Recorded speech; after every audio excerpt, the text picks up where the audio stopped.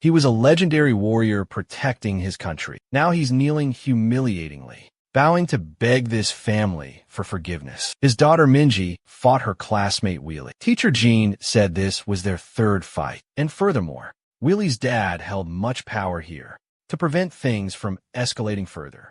Old Jean endured this humiliation alone. Minji couldn't stand seeing her dad so weak. She ran away. Old Jean hurried after. He asked caringly after her if she was hungry, wanted dinner at home. She stayed silent, walking ahead. The more she thought, the more wronged she felt it wasn't her doing. Yet he knelt, begging for forgiveness.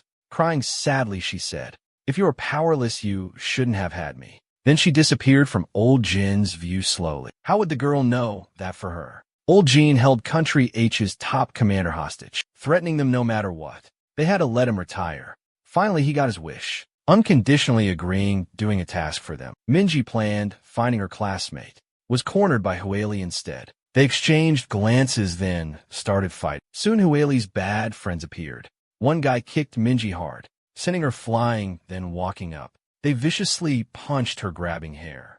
Hueli couldn't contain her fury, picked a rock up, rushed forward, smashing it violently on Minji's head. The thugs were very frightened. This girl was so vicious, coming back to their senses. They threatened onlookers, don't call police or take photos, or face consequences. He's looking at unconscious Minji on the floor. The thugs quickly call their boss. Just as the call is connected, Huili grabs the phone. She's declaring her dad's name boldly. She's saying, "Send someone to handle this." Soon the cleanup crew shows. They placed Minji in the trunk. They left with Wheelie and friend. Meanwhile, Jean was home alone, making dinner, hoping his girl would eat. Waiting, Old Jean dozed off there. Suddenly, he's awake now. He thinks he heard his daughter cry for him. Checking the time, his girl still hadn't gotten home. Old Jean stepped out now. He saw some folks whispering, so he approached closer. He observed some blood there. Suddenly, he sees a hair tie. Realizing it was Hueli had they fought, Old Jean quickly called Minji's classmate Kueso. He learned his daughter was not there. Foreboding rose up in his heart. Old Jean then ran into Hueli and her friends. They were chatting, so he approached from behind. He asked if they'd seen Minji. The thug was scared or angry hearing the name. He grabbed his collar, claiming ignorance. Get lost. Old Jean held the hair accessory, asking, "Wheelie, this hair accessory is yours." Seeing this, Wheelie trembled with great fear. She thought she had been caught. The thug saw the situation was exposed. He removed his shirt, revealing tattoos, threatening him to get out immediately. Old Jean stood completely still. The thug was annoyed and rushed up, ripping open Old Jean's own clothes. He saw a body with knife wounds and scars. Both were terrified with cold sweat. Old Jean didn't want to waste time. He knocked down the thug with a single punch. After hiding for more than a decade, Old Jean exploded now at this time. He then used a hair tie, strangling his neck. He demanded his daughter's location. He followed the thug's directions. He was tracking to the gang boss Urgusi's place. Right then, Urgusi dealt with an unpaid debt, suggesting a man's daughter for repayment now, or his kidneys would get taken. This cowardly man to save kidneys. He could only watch. Daughter was taken away by the arrogant Urgusi. Old Jean politely rang the bell now. Seeing there was no answer inside, he just walked inside. An underling came to send him away, ran into him. Old Jean disregarded him, taking him out suddenly. Urgusi heard noise outside, sensing trouble. He signaled his large henchman, understanding immediately. Grabbing his baseball bat, he swung hard when the door was opened. Old Jean prepared, though, using that thug to shield the hit. A palm strike sent the heavy man flying back. Pulling out rope, prepare beforehand. He tied up the 300-pound guy, demanding fiercely, "Where's Minji?" The big man seemed confused, saying, "What? Who is Minji?" Seeing him acting dumb, Old Jean pulled the rope hard. The large man sought his boss, helping while suffering. He saw his boss try to escape. Old Jean rushed over quickly. He was too late for Urgusi. He had escaped through the window already. Now, he wished his parents gave him 2 more legs. Before running, he tripped and fell down hard. Getting up, Urgusi was stunned at the steel wire mesh. Before any reaction, Old Jean pulled him back with the rope. After that beat, Urgusi revealed that they used an app communicating, creating anonymous chat rooms, getting deleted. After conversations were ended, Old Jean asked urgently how he contacted them, but Urgusi stayed silent. Seeing this, old Jean started beating him, kicked him hard, flying from behind. Turning back, he opens the briefcase, throwing out the documents inside, only finding a gun. Quickly, he loaded the magazine and attached a silencer, walking while saying those without parents are orphans, those who lose husbands or widows. Only parents losing children lack a specific name, because they're too miserable having nothing to lose already. He took aim at Urguzi's groin. My patience is gone. Urguzi became a eunuch instantly. Old Jean paid no attention to Urguzi screaming, slowly gathering strewn documents.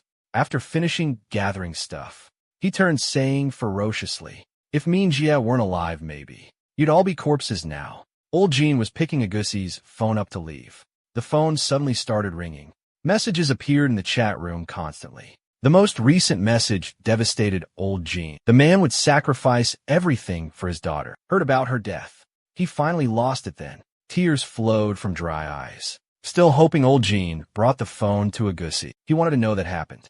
But babbling, he claimed knowing nothing. Old Jean angrily snapped, grabbing his throat, grimly urging him to stop all the nonsense. Get to the point quickly, but then the debtor suddenly charged old Jean holding a knife. Urguzi sees hope somehow, urging a second stab, saying the debt would disappear. But that knife missed old Jean. It successfully erodes his remaining patience completely. He was finishing Urguzi off when the police arrive. They mistook him for a knife-wielding suspect, telling him drop the knife. Old Jean was frustrated and surrendered. Everyone went to the police station for statements. The thugs were blaming him. Old Jean was silent, uninterested in arguing. Seeing old Jean silent, the captain used fingerprints to investigate his identity, but a red block appeared immediately. They got no results. The captain returned helplessly to question old Jean again. He sees the furious fat man kicking him. Other officers quickly restrained Fat Man. Unexpectedly, Fat Man still tries kicking old Jean. He is using his weight advantage. Right then, two large men approached the Fat Man, smiling sinisterly. "Boy, you are quite energetic. You want to play?" The Fat Man got terrified. He immediately became quiet. Then the desk phone suddenly rang. Seeing a suspect call, the captain picked the phone up.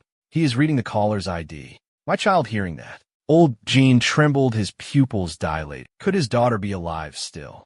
Hope was rekindled inside him. He stood up to grab the phone excitedly. Officers tried calming him down, but they found his handcuffs were unlocked. The captain was completely dumbfounded.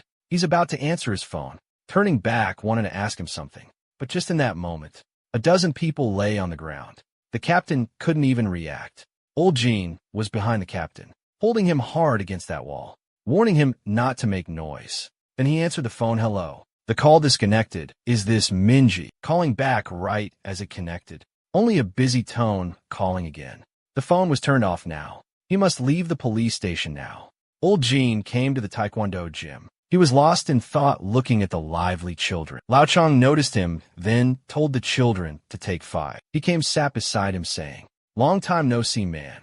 You are here for some serious business." "What happened?" Old Jean lowered his head, saying dejectedly, "My daughter is dead." After hearing that, he exclaimed, "What are you saying?" He took out his phone, whether she's alive or dead is uncertain. But the call at the police station. She just called again. I answered it, but nobody spoke. The phone was off. I should throw away the phone, but I'm scared she will call again. Shortly after he left, as expected, the National Special Action Group came.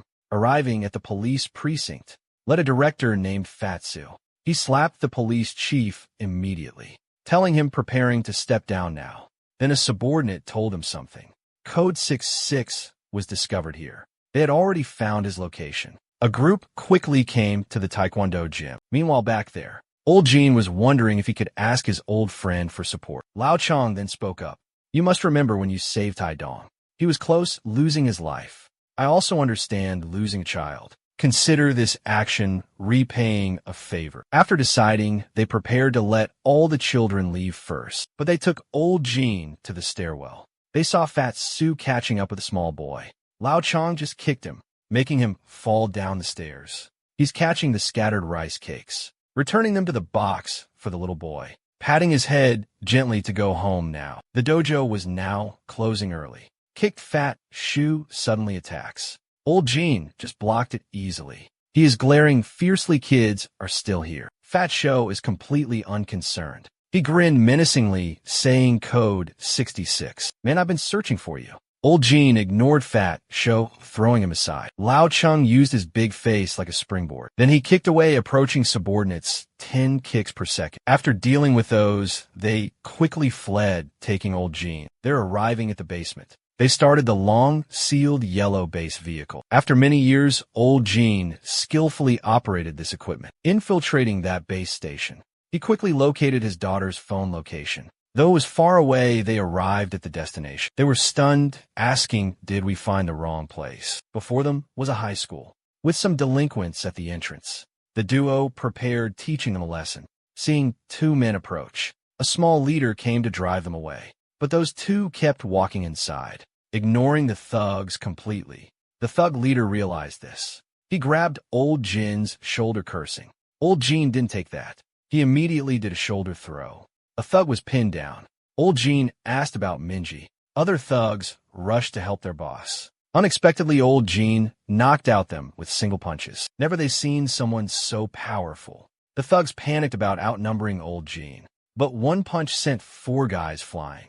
After dealing with those thugs, Old Jean went toward academic affairs. He trusted Old Chun handling outside. Walking in the building, Old Jean became the one-punch man, taking down every thug now, leaving only one thug guide him. The hallway to academic affairs was there, blocked by some overconfident hothead guy. The hothead threw a punch at Old Jean. Jean blocked it with a wave. The hothead started spinning mid-air, then got a strong punch in the face. Arriving now at academic affairs, Old Jean then kicked the door open. The thugs inside thought cops had come. It was a middle-aged man. 2 fat guys arrogantly asked this uncle, "Who you're a teacher here?" Old Jean glared menacingly, not responding, searching instead for an item. He gazed upon a cell phone, held by the pink-haired thug there. It was his daughter's cell phone. He took out every thug, standing now before that pink-haired thug, pointing to the pink phone, saying, "Where'd you find that phone?" The pink-haired thug didn't know how dangerous. The man was holding the phone, showing a lock screen picture. He stuck his tongue out to lick provocatively it. "Where it come from, oh? She's from last night." Intense Old Jean was already in grief, and completely exploded now, grabbing the thug's pink hair, punching left then right until the pink-haired thug was a mess. Finally, he was flying several meters away with one punch, but rage still filled Old Jin's heart. He picked a pin, placing it between the thug's fingers, raising a size 45 foot above the pink-haired thug's hand. He stomped down hard. Only the thug could feel this pain, shooting through 10 fingers. Seeing the pink-haired thug cursing still, Old Jean wanted to continue, but Lao Chung stopped his hand. "Any more, and he dies." Old Jean finally controlled his temper, saying, "So you see, my daughter." The pink-haired thug was badly beaten. Finally, he became completely honest. Subordinates just brought in new phones. The pink-haired thug inspected them. It just happened. The thug immediately liked Mingi's phone. He opens the phone to look. Checking the call history, he was surprised. There were only calls from Dad. They mocked the owner for a daddy's girl. The thug accidentally touched the screen. He dialed and quickly hung up. Realizing Old Jean thought he misheard, he asked the thug repeat that. Her calls were only from Dad. Hearing that, Jean seemed petrified. His daughter had no other friends. The pink-haired thug went on. There was one person on social media, someone named Hueli online. Calling them friends is maybe a stretch. Old Jean was stunned by this impression. She was supposedly Minji's best friend. His hands trembled, opening their chat records. He saw their conversations together. He became shocked and speechless. This Hueli person celebrated birthdays or borrowed money. The main reason Hueli gave was, "We are friends, help each other." Naive Minji thought she considered her a friend. She did not know she was a fool. After he's read the chat history now, Old Jean tightly clenched his 2 fists. He regretted deeply knowing nothing before. He knew to give his daughter nice things. He regretted overlooking how his daughter felt. How much pain she must have felt. Lao Chung grabbed Old Jin's hand. "I feel your pain now. Is not time for regret. Get a grip, find Minji, then apologize. As a dad, I feel your suffering. You hide all your sorrows and struggles inside. Even so, we will not be defeated easily." Hearing this, Old Jean painfully bit down on his lip, grabbing the groaning pink-haired guy from the floor. He demanded menacingly, "Where you get this phone?" The pink-haired guy quickly confessed a homeless man. Getting the address, they rapidly located him. Old Jean presented his daughter's phone, asking, "Where did you steal this?" The homeless man denied he was a thief. Old Jean didn't waste time and grabbed his hand, saying he would go to the police station. The homeless man got scared and yanked away. He honestly confessed he just found it last night, resting by the side of the road. He saw a bad guy get out of car, throwing a package into a nearby garbage can. After he threw it, he heard car guys telling him go to the incinerator. Dispose of that body, they didn't want it. He picked the package and then opened it. He found a phone, some wallet inside there. Happily, he thought it was his lucky day. The homeless guy wanted to keep on speaking, but he saw old Jean turning away. He asked Jean, was he even listening? Right now, veins bulged on his face. He suppressed rage. He knew the car people moved Minji's body. He turned back, asking what kind of car. Remember the plate number. The homeless guy said he couldn't remember a thing. Old Jean was out of patience now, grabbing the man's collar hard. He told him to think quickly. The homeless guy seemed scared by old Jean, quickly saying he had crew-cut hair, drove a white car, but he knew nothing. Old Jean wanted more useful information, but Lao Chang behind him spoke. That's sufficient, let's go now. We need to know nothing more. As the two were leaving, the homeless man called them grinning, wanting some small compensation. This info is important to you guys. Asking for payment is not unreasonable. Lao Chang walked, reaching into his pocket, bending a coin forcefully. Is this payment enough? He asked the homeless man. The homeless guy said no payment needed. Meanwhile, poor Minji had been placed in the trunk, was taken by that group to a dock, and thrown into a cold storage container. The arrogant man, Gold Tooth, didn't know disaster would strike him. He still planned to use Wheely's murder for revenge against her high-ranking dad, because her father pulled all his teeth out. Thus his gold teeth now exist. A DOC guard discovered them, wondering who they were there. Gold Tooth's underling immediately dealt with him, also putting his body into cold storage. But they didn't realize Minji woke up. Back in the car, old Jean with Lao Chung. Use a base. Vehicle equipment hacks into surrounding surveillance, using the homeless man's face now. They quickly found last night's footage nearby. The crew-cut guy's information was located. Unexpectedly, this car was rented out. They could only find their location. Searching the car rental information. The vehicle was moving, however. Loading would take some time. The results were appearing. Suddenly, a white car crashed into them. Old Jean rolled around inside that car, but the location had loaded. He quickly memorized the displayed address. The car's occupants were clearly dazed.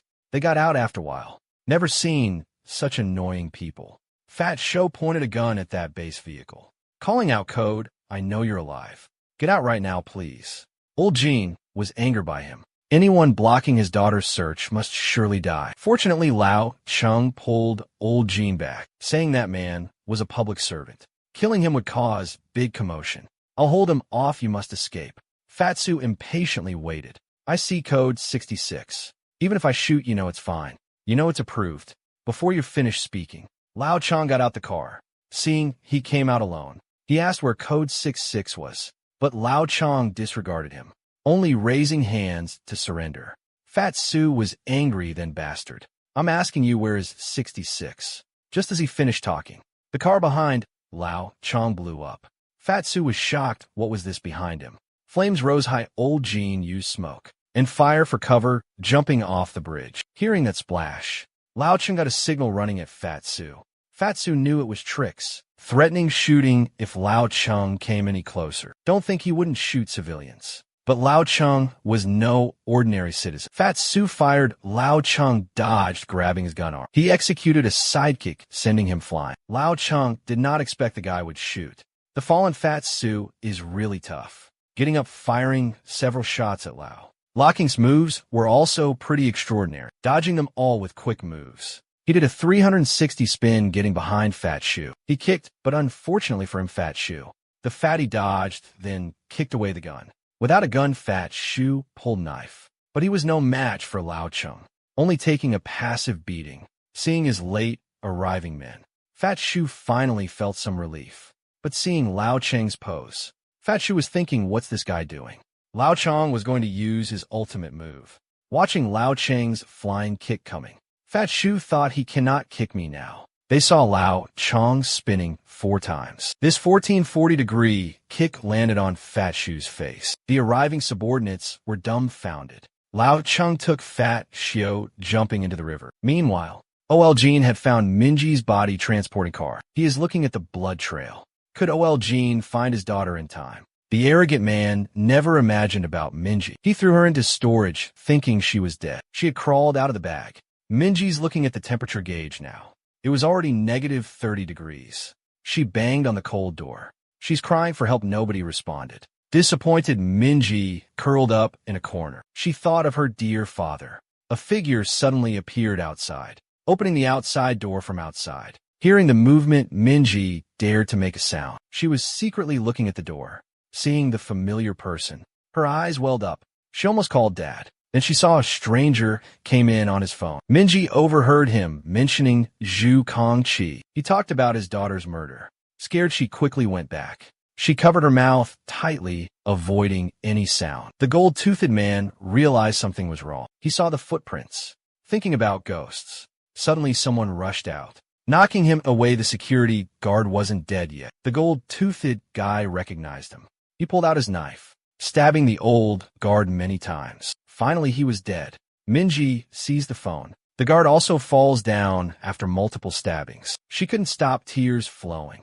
Feeling she was done for, the dying security guard noticed. Minji uses his last breath moving the phone. So when Goldtooth came to pick it up, he would discover Minji hiding. Goldtooth Man is picking up the phone. Goldtooth Man kept complaining his subordinates' incompetence. Came to take photo and ran into this. Need a good photo, threatening Chairman Zhu. Otherwise, the guy won't be satisfied. Then Goldtooth Man's phone suddenly rang. Speak of devil, it was Chairman Zhu. He went answering the call. Chairman Zhu laughed, old pal. How you been? I hear daughter caused trouble, you're handling it. Your conditions, just name them.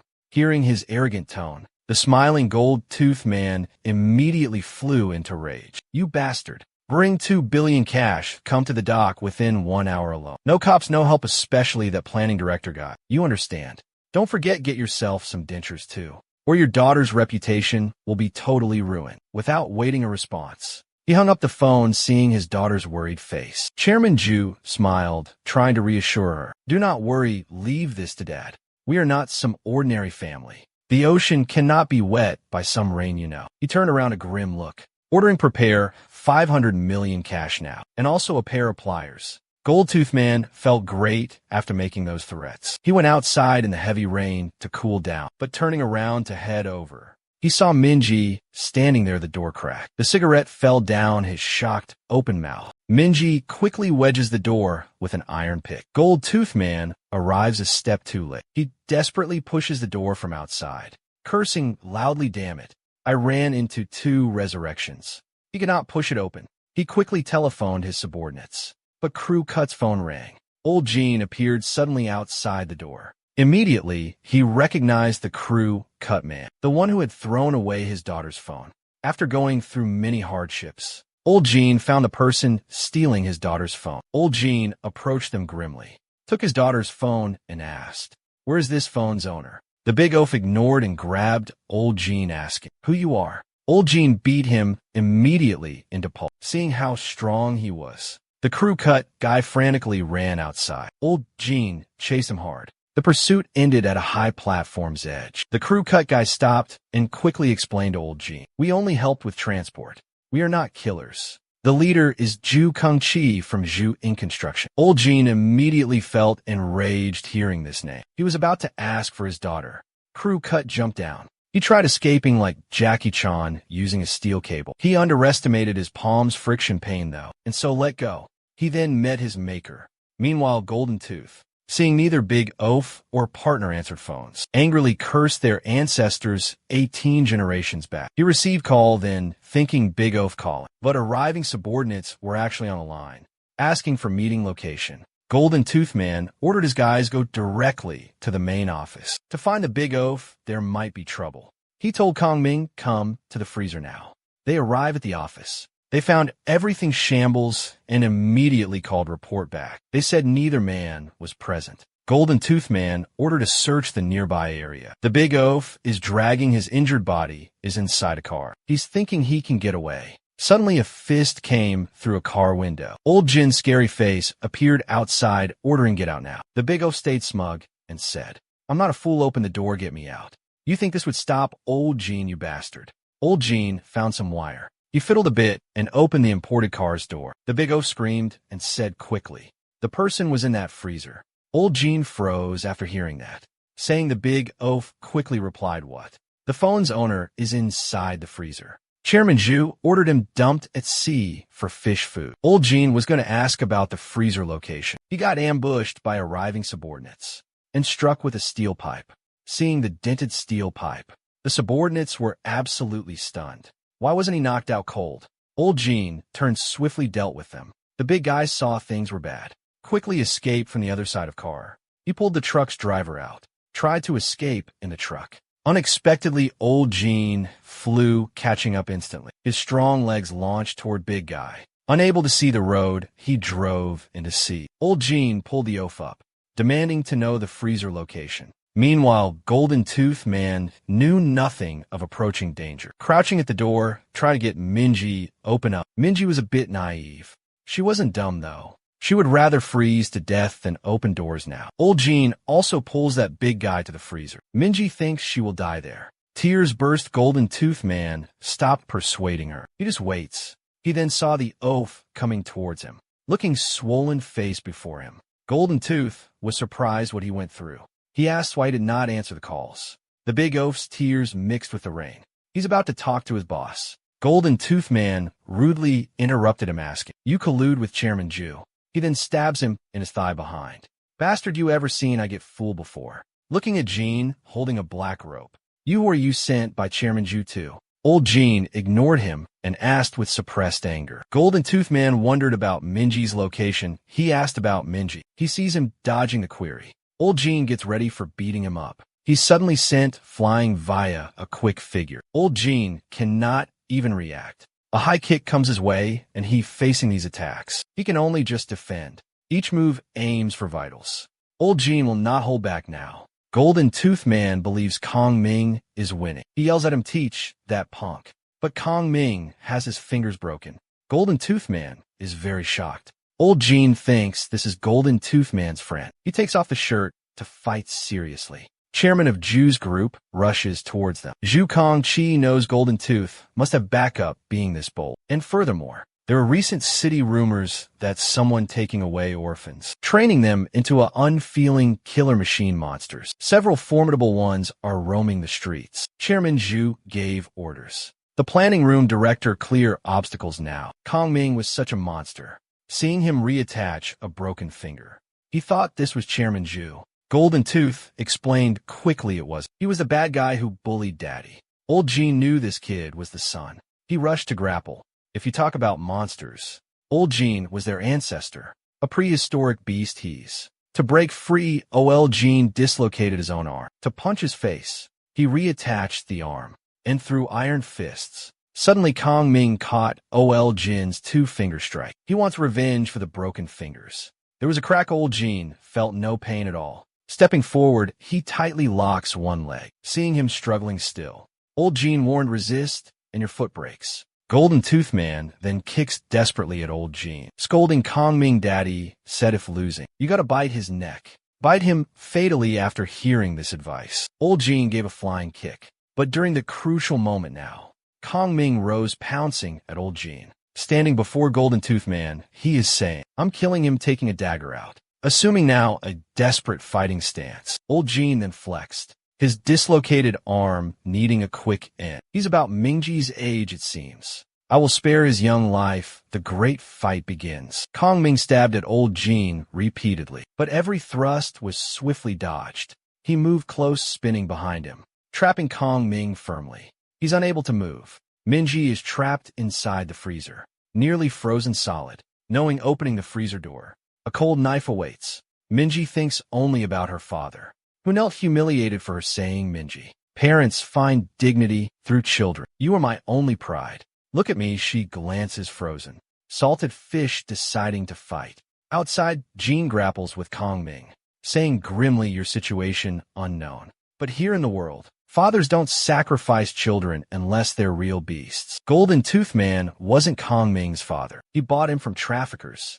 The seller told Golden Tooth, "Say you're his dad, he'll listen." Kong Ming was a child needing family warmth. So whatever Golden Tooth Man said, he would follow it without question. He bit old Jin's thigh hard, recalling. Overhearing Golden Tooth Man talking to his subordinates, he treated him like an animal, not a human at all. Tears flowed. He slowly released his bite. Old Jin saw him this way, threw him aside, taking another glance back. He sighed, limping toward the freezer door. But Kong Ming stood up again, charging at him wildly like a madman.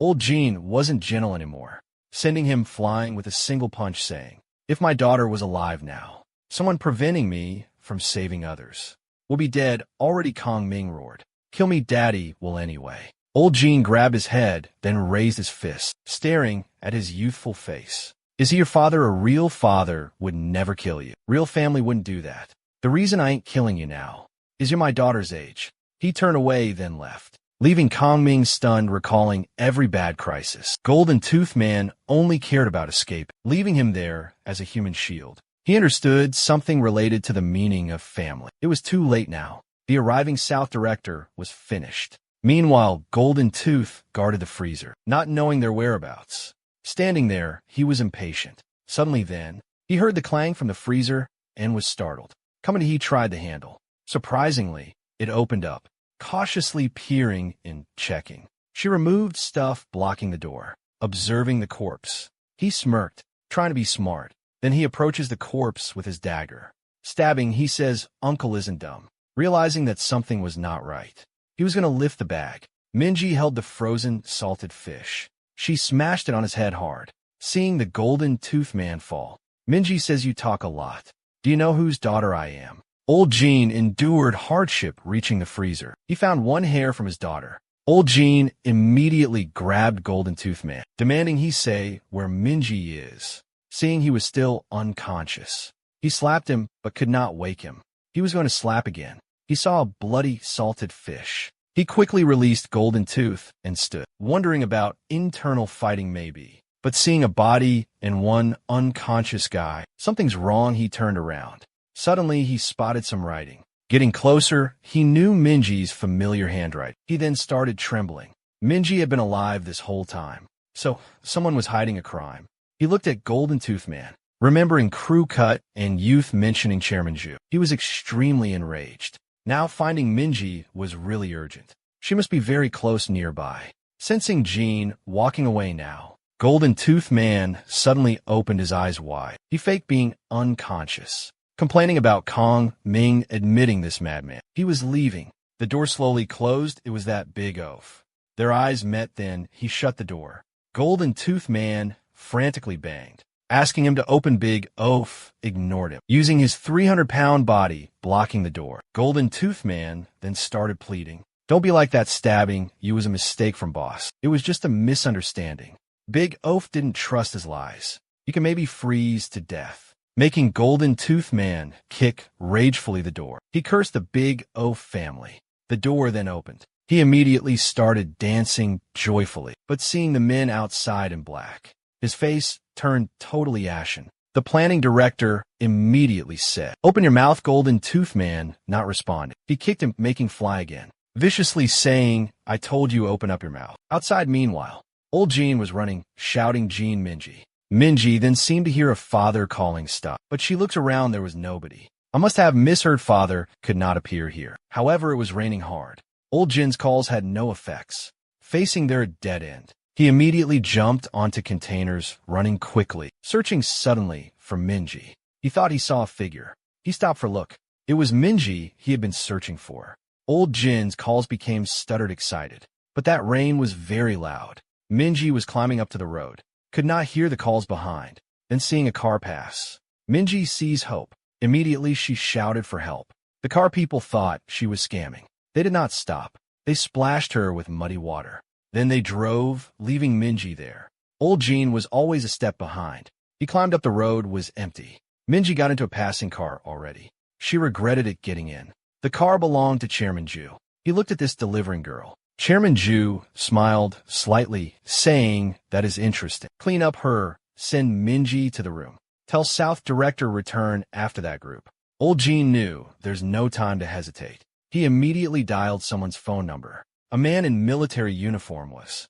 "I am calling to confirm just one thing. Has my killing license expired yet?" Old Jean was still running.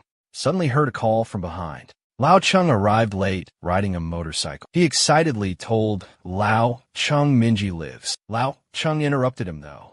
"Let's go, they are coming." Old Jean wondered who it was. "It's Fat Su, that unlucky guy. He stole Fat Su's wallet earlier. Swapped it for a motorcycle from an old man, leaving a note." Fat Su became furious then. Immediately led his crew to continue chasing. Meanwhile, Chairman Zuz fresh from the shower. His guy reported instantly. South Director handled the freezer issue already and was coming, but he wasn't concerned. Ordered his subordinate to take that girl to him. Seeing this girl before his eyes, Chairman Zhu softly asked her, "You fell asleep in the car. You endured a lot." But Minji said she had some amnesia. He remembers waking up in a freezer.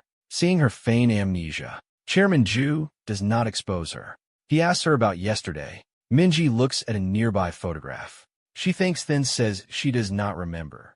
Minji thinks she can pull it off. Unexpectedly, the conversation turns to Huili. Chairman Zhu rises, approaches, and ominously says, "Quit pretending my daughter wanted you dead. What happens now?"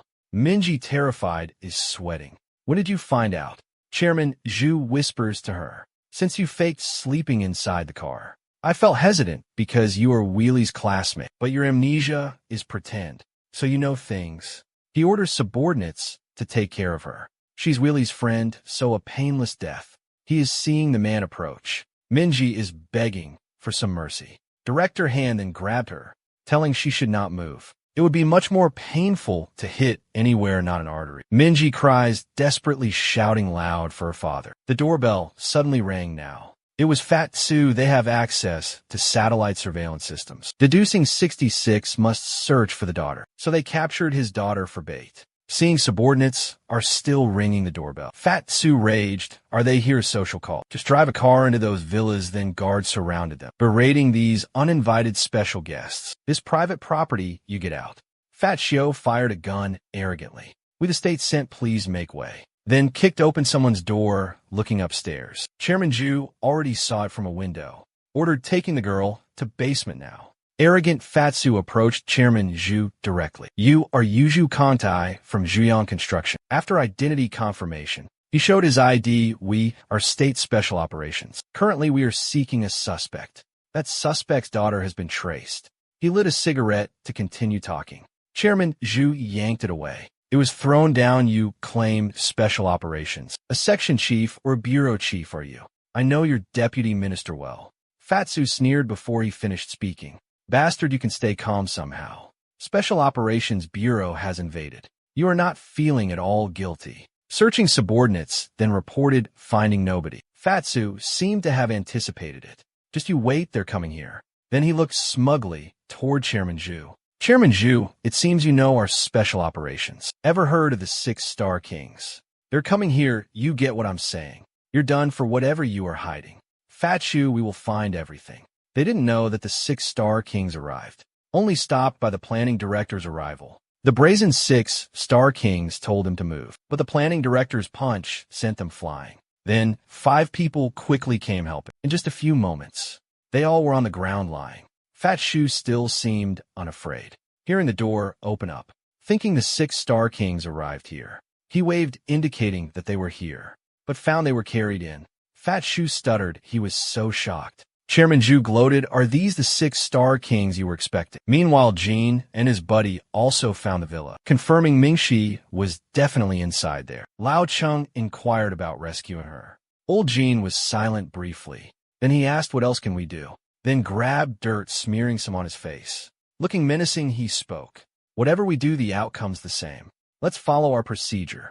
They were about to act. Lao Chung noticed something holding him back. The two of them saw a distant figure, running fast toward the villa's rear. It was Fat Su's 6-Star King's men. Arrogant Fat Su couldn't tolerate being mocked. Grabbed his shirt, wanting to beat him. His subordinate interrupted him. saying urgently the search warrant was canceled. The deputy minister was now calling. As soon as Fat Sue answered it, the other person told him to come back, then scolded him severely, making Fat Shu's face red with bulging veins. He smashed the phone down. Seeing this, Chairman Zhu mocked him.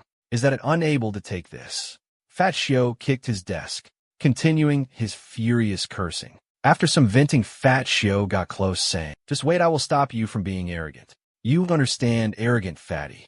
Back in the car, he relaxed. His fierceness was all an act, actually, creating opportunity for the 6-star team to rescue the girl. Learning their completed mission, Fat Shu ordered his subordinates to slowly reverse. Don't rush until they see someone running to Chairman Zhu. Then he ordered to floor it, leaving quickly. Chairman Zhu never expected to be tricked. The planning director then realized, too. No wonder they seemed so weak. Falling with just one hit, the escaping Fat Shu was pretty pleased. Idiots, they claim they are great at finding. Naive Minji believed they were good. Said thank you unexpectedly to them. The two guys stared at her. The rescuer suddenly choked her. The girl passed out immediately. Then he released his grip. Fat Shu complimented him right then. You are improving as operative. Others should learn this from you. Operatives should avoid direct confrontation. Mission completion is the priority. You must act quietly behind. Old Jean had climbed onto their cars, silently taking out 2 back seat. The white-haired man turned around. He delivered kick at him, quickly used seat belts, strangling the two. The front car was swerving drunk. The rear car reported to Fat Sue, maybe because of the distance. He couldn't hear what a subordinate said. Old Jean controlled the whole car, then pursued Fat Shu quickly, used the radio to talk. Fat Shu was surprised hearing that voice. Old Jean didn't waste any words. If my daughter loses hair, prepare to die, Fat Shu scoffed. So it is code 6, your time is done. What will you do to me? I have already reached headquarters now. He is mocking Old Jean. Hurry, I'll wait with your sweet daughter. Do not forget a present. Hearing this, Old Jean said seriously, seems you like gifts, await your big surprise. Fat Shu thought the other guy went crazy. He immediately ordered subordinates to seal entrances. Increase patrols also. Take that young woman to the basement interrogation room. Fat Shu's face contorted, anticipating what the legend would do. Unaware, Lao Chung had already snuck inside, hanging underneath their vehicle. Minji was brought to a room and awakened by sharp slaps. Regaining consciousness, she struggled, asking why she was cuffed. Fat Shu plainly told her, "Your dad is a famous spy." Hearing that Minji was shocked her dad was powerful, Fat Shu kept scaring her. Your father has caused big trouble. It is unclear exactly why. After being quiet for almost 2 decades, why did he suddenly act out? You know Su Ink Construction Company, right? It seems connected to them. Do you understand why? Then at this moment, Minji remembered she had fought with his child.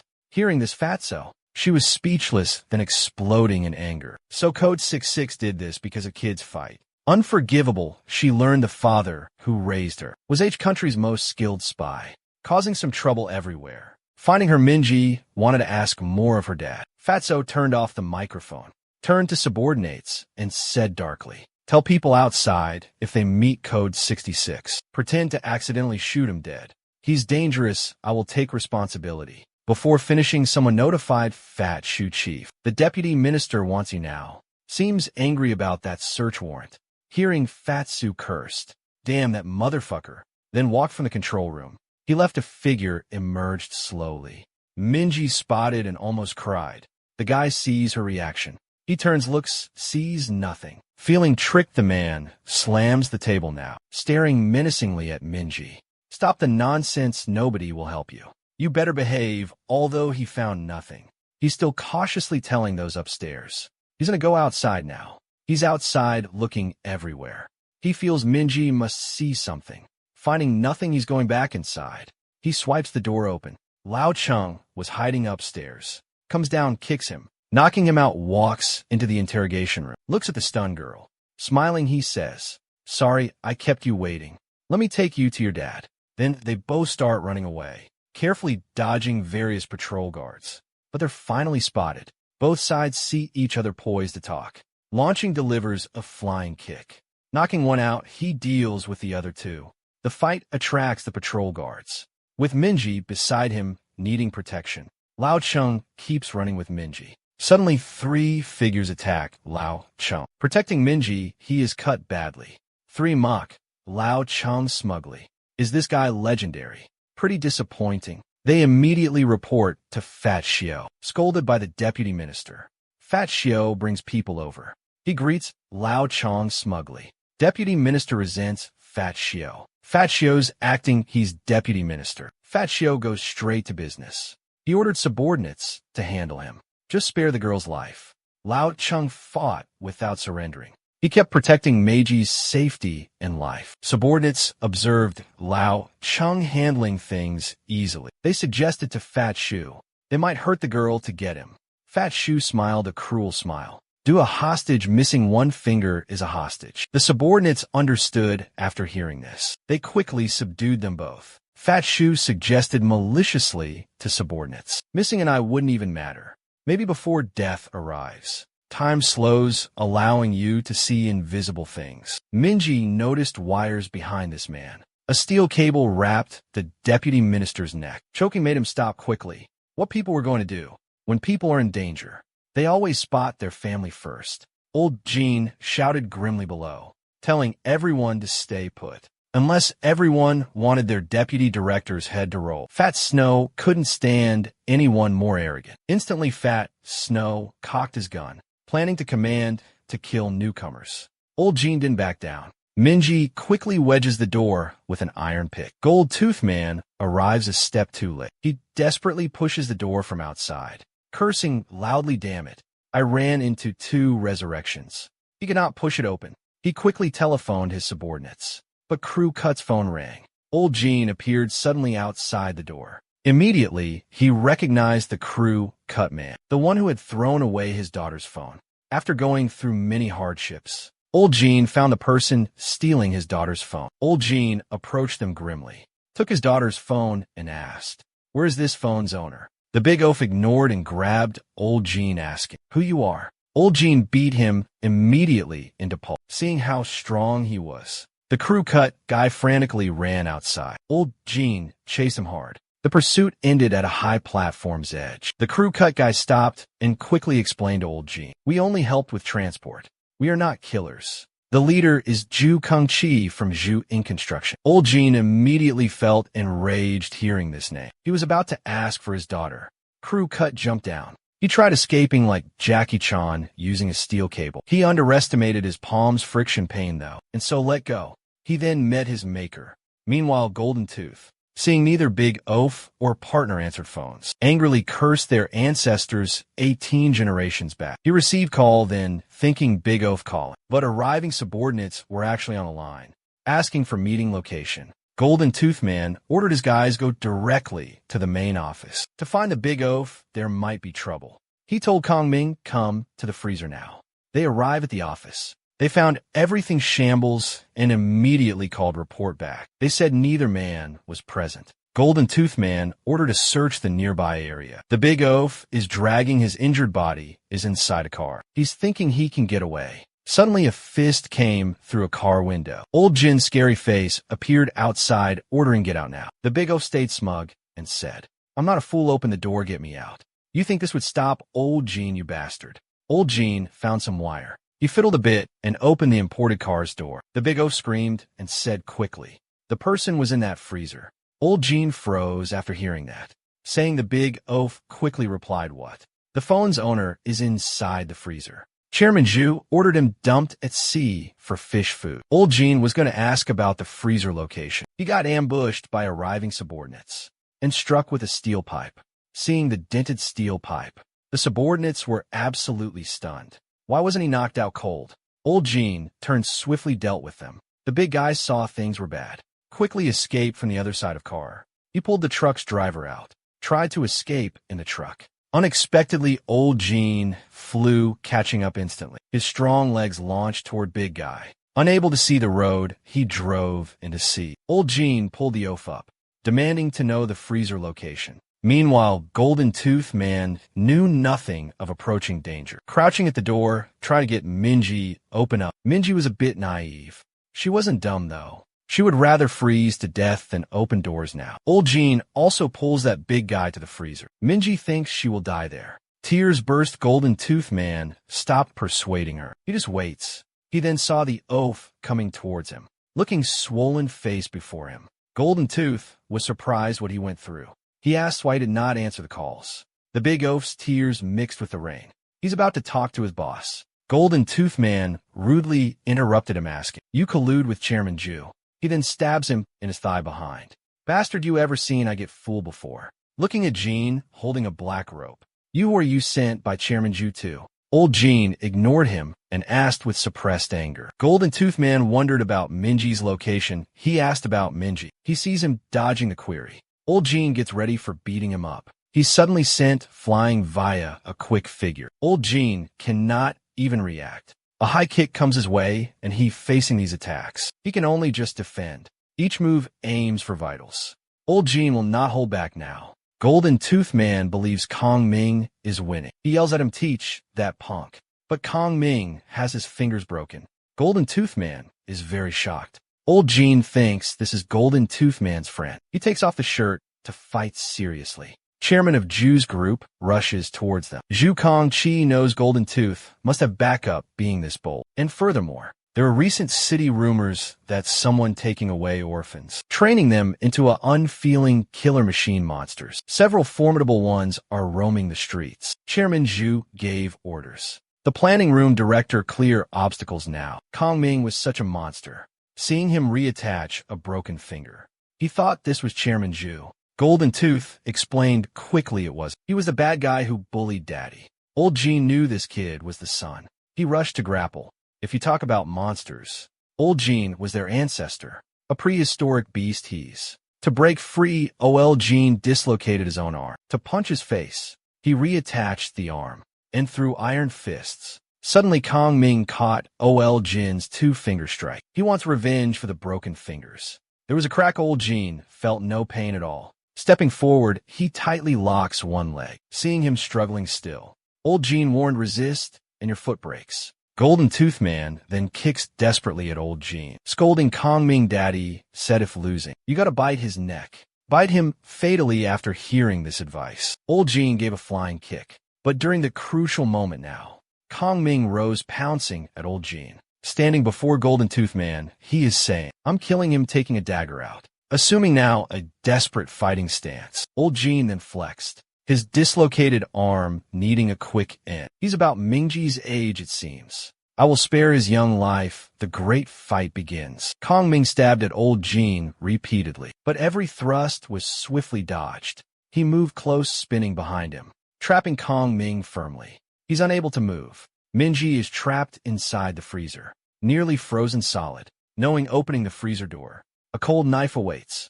Minji thinks only about her father, who knelt humiliated for her, saying, "Minji, parents find dignity through children. You are my only pride. Look at me." She glances frozen. Salted fish deciding to fight. Outside, Jean grapples with Kong Ming, saying grimly, "Your situation unknown. But here in the world, fathers don't sacrifice children unless they're real beasts." Golden Tooth Man wasn't Kong Ming's father. He bought him from traffickers. The seller told Golden Tooth, "Say you're his dad, he'll listen." Kong Ming was a child needing family warmth. So whatever Golden Tooth Man said, he would follow it without question. He bit Old Jin's thigh hard, recalling. Overhearing Golden Tooth Man talking to his subordinates, he treated him like an animal, not a human at all. Tears flowed. He slowly released his bite. Old Jean saw him this way, threw him aside, taking another glance back. He sighed, limping toward the freezer door. But Kong Ming stood up again, charging at him wildly like a madman. Old Jean wasn't gentle anymore, sending him flying with a single punch, saying, "If my daughter was alive now, someone preventing me from saving others will be dead already." Kong Ming roared, "Kill me, Daddy will anyway." Old Jean grabbed his head, then raised his fist, staring at his youthful face. "Is he your father? A real father would never kill you. Real family wouldn't do that. The reason I ain't killing you now is you're my daughter's age." He turned away, then left, leaving Kong Ming stunned, recalling every bad crisis. Golden Tooth Man only cared about escape, leaving him there as a human shield. He understood something related to the meaning of family. It was too late now. The arriving South Director was finished. Meanwhile, Golden Tooth guarded the freezer, not knowing their whereabouts. Standing there, he was impatient. Suddenly then, he heard the clang from the freezer and was startled. Coming, he tried the handle. Surprisingly, it opened up, cautiously peering and checking. She removed stuff blocking the door, observing the corpse. He smirked, trying to be smart. Then he approaches the corpse with his dagger. Stabbing, he says, "Uncle isn't dumb." Realizing that something was not right, he was going to lift the bag. Minji held the frozen, salted fish. She smashed it on his head hard. Seeing the golden tooth man fall, Minji says, "You talk a lot. Do you know whose daughter I am?" Old Jean endured hardship reaching the freezer. He found one hair from his daughter. Old Jean immediately grabbed Golden Tooth Man, demanding he say where Minji is. Seeing he was still unconscious, he slapped him but could not wake him. He was going to slap again. He saw a bloody, salted fish. He quickly released Golden Tooth and stood, wondering about internal fighting maybe. But seeing a body and one unconscious guy, something's wrong. He turned around. Suddenly, he spotted some writing. Getting closer, he knew Minji's familiar handwriting. He then started trembling. Minji had been alive this whole time, so someone was hiding a crime. He looked at Golden Tooth Man, remembering crew cut and youth mentioning Chairman Zhu. He was extremely enraged. Now finding Minji was really urgent. She must be very close nearby. Sensing Jean walking away now, Golden Tooth Man suddenly opened his eyes wide. He faked being unconscious, complaining about Kong Ming admitting this madman. He was leaving. The door slowly closed. It was that big oaf. Their eyes met, then he shut the door. Golden Tooth Man frantically banged, asking him to open. Big oaf ignored him, using his 300-pound body blocking the door. Golden Tooth Man then started pleading, "Don't be like that. Stabbing you was a mistake from boss. It was just a misunderstanding." Big oaf didn't trust his lies. You can maybe freeze to death, making Golden Tooth Man kick ragefully the door. He cursed the Big Oaf family. The door then opened. He immediately started dancing joyfully, but seeing the men outside in black, his face turned totally ashen. The planning director immediately said, "Open your mouth." Golden Tooth Man not responding. He kicked him, making fly again, viciously saying, "I told you, open up your mouth." Outside, meanwhile, old Jean was running, shouting, "Jean, Minji." Minji then seemed to hear a father calling stop, but she looked around. There was nobody. I must have misheard. Father could not appear here. However, it was raining hard. Old Jin's calls had no effects. Facing their dead end, he immediately jumped onto containers, running quickly, searching suddenly for Minji. He thought he saw a figure. He stopped for look. It was Minji he had been searching for. Old Jin's calls became stuttered excited, but that rain was very loud. Minji was climbing up to the road, could not hear the calls behind.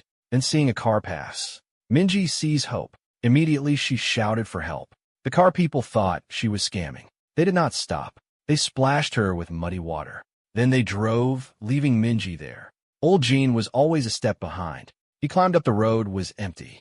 Minji got into a passing car already. She regretted it getting in. The car belonged to Chairman Zhu. He looked at this delivering girl. Chairman Zhu smiled slightly, saying, "That is interesting. Clean up her. Send Minji to the room. Tell South Director return after that group." Old Jean knew there's no time to hesitate. He immediately dialed someone's phone number. A man in military uniform was. "I am calling to confirm just one thing. Has my killing license expired yet?" Old Jean was still running. Suddenly heard a call from behind. Lao Chung arrived late, riding a motorcycle. He excitedly told Lao Chung Minji lives. Lao Chung interrupted him though. "Let's go, they are coming." Old Jean wondered who it was. "It's Fat Sue, that unlucky guy. He stole Fat Sue's wallet earlier. Swapped it for a motorcycle from an old man, leaving a note." Fat Sue became furious then. Immediately led his crew to continue chasing. Meanwhile, Chairman Zuz fresh from the shower. His guy reported instantly. South Director handled the freezer issue already and was coming, but he wasn't concerned. Ordered his subordinate to take that girl to him. Seeing this girl before his eyes, Chairman Zhu softly asked her, "You fell asleep in the car. You endured a lot." But Minji said she had some amnesia. He remembers waking up in a freezer. Seeing her feign amnesia, Chairman Zhu does not expose her. He asks her about yesterday. Minji looks at a nearby photograph. She thinks, then says she does not remember. Minji thinks she can pull it off. Unexpectedly, the conversation turns to Huili. Chairman Zhu rises, approaches, and ominously says, "Quit pretending my daughter wanted you dead. What happens now?" Minji, terrified, is sweating. When did you find out? Chairman Zhu whispers to her. Since you faked sleeping inside the car. I felt hesitant because you are Wheely's classmate, but your amnesia is pretend, so you know things. He orders subordinates to take care of her. She's Wheely's friend, so a painless death. He is seeing the man approach. Minji is begging for some mercy. Direct her hand and grabbed her, telling she should not move. It would be much more painful to hit anywhere not an artery. Minji cries, desperately shouting loud for her father. The doorbell suddenly rang now. It was Fat Sue. They have access to satellite surveillance systems. Deducing 66 must search for the daughter, so they captured his daughter for bait. Seeing subordinates are still ringing the doorbell. Fat Sue raged. Are they here a social call? Just drive a car into those villas, then guards surrounded them, berating these uninvited special guests. This private property, you get out. Fat Shio fired a gun arrogantly. We the state sent, please make way. Then kicked open someone's door, looking upstairs. Chairman Zhu already saw it from a window. Ordered taking the girl to basement now. Arrogant Fatsu approached Chairman Zhu directly. You are Yuju Kantai from Zhuyang Construction. After identity confirmation, he showed his ID. We are State Special Operations. Currently, we are seeking a suspect.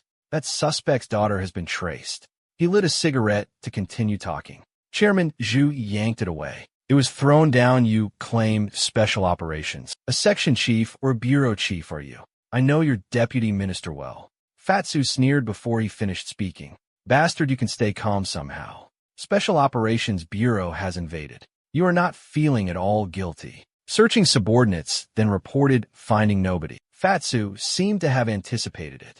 Just you wait, they're coming here. Then he looked smugly toward Chairman Zhu. Chairman Zhu, it seems you know our Special Operations. Ever heard of the 6-Star Kings? They're coming here, you get what I'm saying. You're done for whatever you are hiding. Fatsu, we will find everything.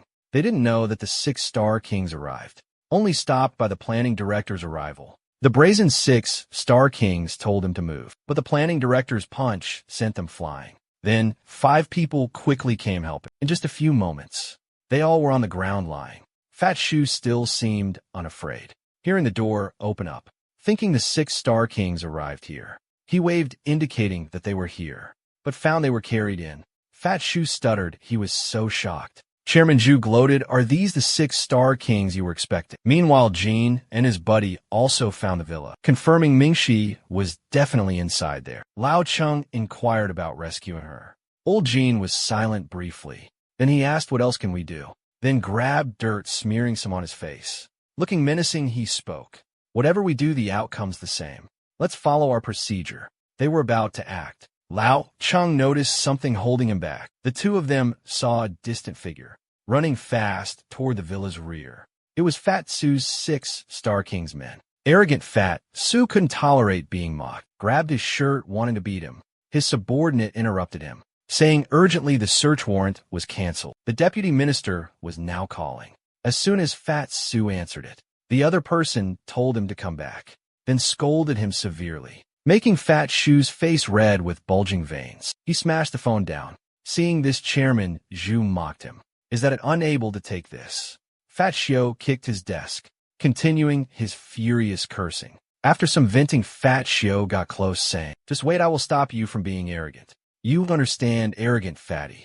Back in the car, he relaxed. His fierceness was all an act, actually, creating opportunity for the 6-Star team to rescue the girl. Learning their completed mission, Fat Shoe ordered his subordinates to slowly reverse. Don't rush until they see someone running to Chairman Zhu. Then he ordered to floor it, leaving quickly. Chairman Zhu never expected to be tricked. The planning director then realized too. No wonder they seemed so weak. Falling with just one hit, the escaping Fat Shio was pretty pleased. Idiots, they claim they are great at finding. Naive Minji believed they were good. Said thank you unexpectedly to them. The two guys stared at her. The rescuer suddenly choked her. The girl passed out immediately. Then he released his grip. Fat Shio complimented him right then. You are improving as operative. Others should learn this from you. Operatives should avoid direct confrontation. Mission completion is the priority. You must act quietly behind. Old Jean had climbed onto their cars, silently taking out 2 back seat. The white-haired man turned around. He delivered kick at him. Quickly used seat belts, strangling the two. The front car was swerving drunk. The rear car reported to Fat Sue, maybe because of the distance. He couldn't hear what a subordinate said. Old Jean controlled the whole car, then pursued Fat Sue quickly, used the radio to talk. Fat Sue was surprised hearing that voice. Old Jean didn't waste any words. If my daughter loses hair, prepare to die, Fat Sue scoffed. So it is code 6, your time is done. What will you do to me? I have already reached headquarters now. He is mocking old Jean. Hurry, I'll wait with your sweet daughter. Do not forget a present. Hearing this, old Jean said seriously, seems you like gifts, await your big surprise. Fat Sue thought the other guy went crazy. He immediately ordered subordinates to seal entrances. Increase patrols also. Take that young woman to the basement interrogation room. Fat Sue's face contorted, anticipating what the legend would do. Unaware, Lao Chung had already snuck inside, hanging underneath their vehicle. Minji was brought to a room and awakened by sharp slaps. Regaining consciousness, she struggled, asking why she was cuffed. Fat Sue plainly told her, "Your dad is a famous spy." Hearing that Minji was shocked her dad was powerful, Fat Sue kept scaring her. "Your father has caused big trouble. It is unclear exactly why. After being quiet for almost 2 decades, why did he suddenly act out? You know Sue Inc. Construction Company, right?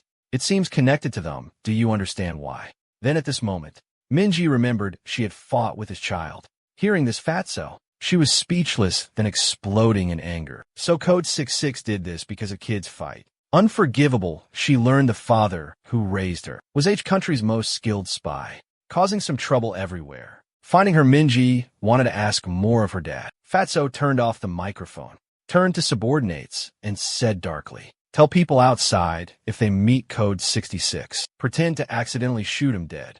He's dangerous. I will take responsibility." Before finishing, someone notified Fat Sue chief. "The deputy minister wants you now. Seems angry about that search warrant." Hearing, Fat Sue cursed, "Damn that motherfucker," then walked from the control room. He left, a figure emerged slowly. Minji spotted and almost cried. The guy sees her reaction. He turns, looks, sees nothing. Feeling tricked, the man slams the table now, staring menacingly at Minji. "Stop the nonsense. Nobody will help you. You better behave." Although he found nothing, he's still cautiously telling those upstairs. He's gonna go outside now. He's outside looking everywhere. He feels Minji must see something. Finding nothing, he's going back inside. He swipes the door open. Lao Chung was hiding upstairs. Comes down, kicks him, knocking him out, walks into the interrogation room, looks at the stunned girl. Smiling, he says, "Sorry, I kept you waiting. Let me take you to your dad." Then they both start running away, carefully dodging various patrol guards. But they're finally spotted. Both sides see each other, poised to talk. Launching delivers a flying kick. Knocking one out, he deals with the other two. The fight attracts the patrol guards, with Minji beside him needing protection. Lao Chung keeps running with Minji. Suddenly, 3 figures attack Lao Chung. Protecting Minji, he is cut badly. 3 mock Lao Chung smugly. "Is this guy legendary? Pretty disappointing." They immediately report to Fat Sue, scolded by the deputy minister. Fat Sue brings people over. He greets Lao Chung smugly. Deputy minister resents Fat Sue. Fat Sue's acting, he's deputy minister. Fat Sue goes straight to business. He ordered subordinates to handle him. Just spare the girl's life. Lao Chung fought without surrendering. He kept protecting Meiji's safety and life. Subordinates observed Lao Chung handling things easily. CX background sounds. The general ordered those on the mission, leave code there to die. Soon, soldiers heard gunshots and rushed near. The scene before them was shocking, speechless. They saw old Jean alone, emanating killing intent clearly.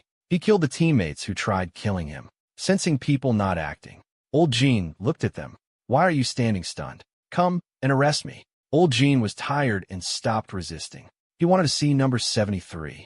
Then, right then, someone came mentioning his CX unit number and his training code, number 66. Old Jean looked before him. The officer who tricked him joined. He ordered subordinates, "Release old Jean now." He takes him to a room. Watching old Jean stare silently at the food, he asked, did Jean get used to H country food and no longer like CXS food? Old Jean then questioned about being inexplicably taken and made to forget all names. But why abandon everyone at least? We were people too after his complaints. The officer then said, how much emotional country propaganda have you absorbed? Yes, abandoning you is all cruel, but there was no choice at that time. The higher-ups would not order a rescue, so I'm very sorry for that. You know that in the military, we must follow many orders. I'm a lieutenant general. I still have to listen above. I apologize again, just rest these days. You can move around, don't leave town. Old Gene walked the small town streets. He's living like an average person. He's finding it pretty ironic. CX gave him a first taste of freedom.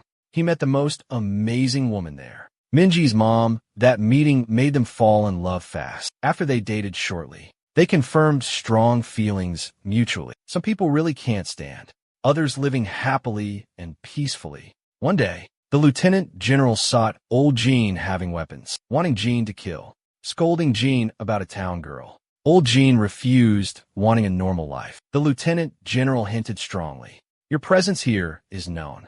I cannot stop it. Someone noticed you and wants the girl dead. Also you, I can't help.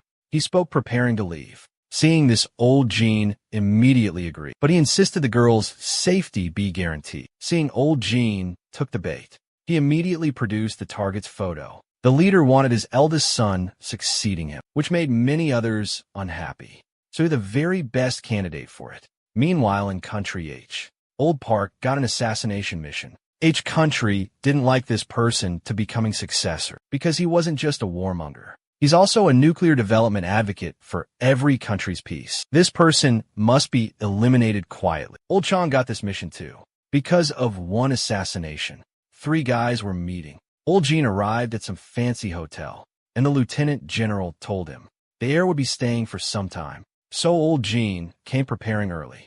He tried booking a room below, but someone already occupied it. It was Old Park, who came early to prepare.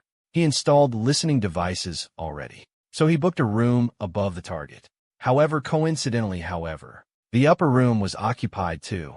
Old Chung received the mission an hour ago. He's constantly adjusting his listening gear. Realizing something's off, old Gene booked the air room directly. The staff said, sir, you must vacate within 1 week. Old Gene agreed readily since those above will be checking out. Old Park heard familiar sounds upstairs, but he couldn't place the sound. Old Gene lay down muttering. He's taunting them above and below. He says, I am hungry. I will eat something at the bar next door. Old Park and Old Chong heard this. They prepared to meet that guy. Old Gene was alone in that restaurant, waiting for his food. Someone pulled up the chair across. Old Park pretended to be a singer. He ordered a meal from the waiter. Old Gene questioned why he was there. Old Park said code 66. I could ask you're here. Old Gene found it all displeasing. Be straight, I don't want to hear any nonsense. Old Park's pocket seemed like having eyes. Meeting a buddy so far away. It is impolite pointing a gun. Old Gene was now aiming at him. You are here doing a mission, and put away that stuff you wear. Crazy Old Park showed various grenades he wore. Having no other choice, they put away weapons. They were exchanging some words, probing each other. Suddenly, some commotion attracted their attention. They saw Old Chong standing in the hall. He was wearing a ceremonial outfit. People around discussed what an oddball he is. Old Chong noticed 2 not fitting in. That must be a guy downstairs the hotel. So the 3 men, their first encounter. Old Gene first spoke, how rare. I meet 2 fellow countrymen here. Old Chung poured a drink himself. Your provocation at hotel was too obvious. But Old Park spoke up first. The most important thing is not to attract attention. Old Gene and Old Chung turned to look. Your outfit makes it so hard not to notice you. Old Park squeezed out a few tears, frustrated. You in the white ceremonial robe, not strange. Old Chung got straight to it. I'm here to kill Kim the Younger. This is a must-do. I hope you 2 don't interfere. Hearing this, Old Park said his target was Kim the Younger too. I don't know your boss. I'm doing a national mission here. I don't care if you intervene, you 2 aren't a match for me. He bragged about being amazing, leaving Gene and Chung speechless truly. Old Chung started acting out, laughing and laughing nonstop. He splits the table with 1 strike, attracting the attention of everyone. Old Chung stared at Old Park. You long-haired one are interesting. Old Park got angry too. I said avoid attention-seeking behavior. The 2 started a fight. They are trading blows. Old Gene remembered what the lieutenant general told him. If someone interferes, then the mission will fail. We're all dead, you and that woman, he thinks. He immediately stopped them all. Are A-country folks always this impulsive? You're treating this like a joke. This mission involves assassinating somebody who's soon ahead of state. You aren't taking this too lightly. Did you think how you might affect someone who's risking their life? You want to decide who assassinates him first. So come with me now. These three men always think surprisingly alike. They were heading out for a fight when they are surrounded by armed thugs. The thugs stare fiercely. Who are you people? Why are you causing trouble here? Seeing their hostile attitude now, the three guys were stunned briefly.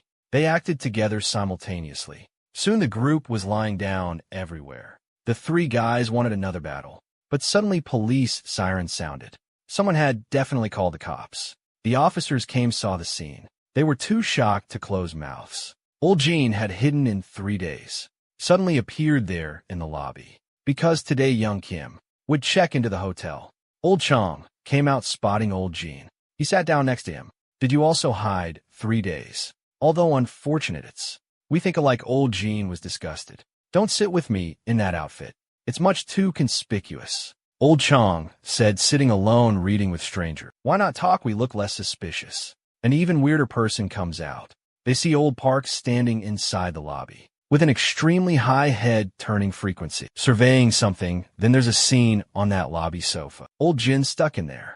He's speechless. You still plan to do this mission? Old Chong gets serious and then says honestly, I will kill him. I must execute it. You don't really care who's killing him, right? The mission goal is what's important. He is hearing these words. Old Jean remembers the lieutenant general speaking. You have to cut his throat. I've no reason to protect her then. Old Jean stands up and refuses. Old Chong, I'm sorry. I must do this personally. I've my reasons, so don't interfere. I'll eliminate you. Some men in black are walking in, interrupting Old Chang's argument. Hearing them say they checked into 1406. Everyone looked around. The staff apologized profusely, explaining the guest hadn't yet checked out.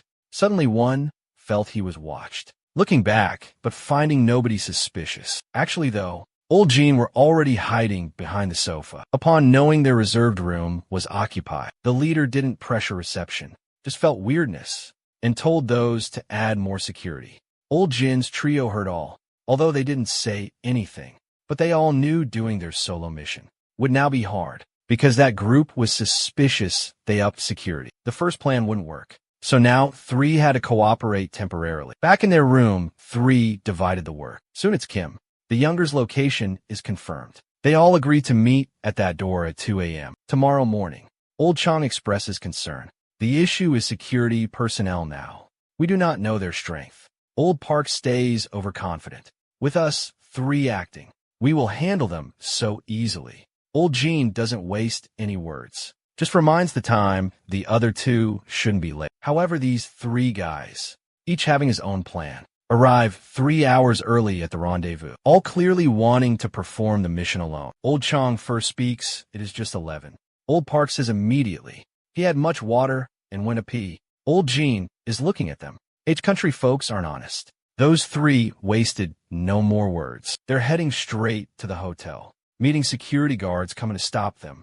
The 3 dealt with the guards. Old Jean suddenly notices that guy. Old Park took advantage while they were busy, running to the hotel entrance alone, telling inside security guards that strange people were making trouble outside. Seeing security rush out quickly, Park took his chance to run in, making Jean and Chong turn green. Seeing them reach for some guns, Old Jean shot them all first. Old Park inside had no time for smugness. He's knocked down by a big guy, mocking a man or a woman. Old Chong also has tough opponent. Chong is forced to constantly dodge. The opponent also recognized him. Are you Chung Hanju? I have heard about you. Old Chong was a little surprised. Am I so famous in CX now? Old Jean quietly crawled to the ventilation duct. If this blueprint is correct, Kim is younger. He should now be downstairs. But Old Jean saw suddenly a familiar figure now. He doubted that his eyes deceive him. Why is she here? The woman notices him too. They look to each other. This woman smiles, calling him. Code 66. Jean asks quietly what she does here. The woman tells him to come down. You have now many questions in mind. The security guard also heard noises from the woman's direction.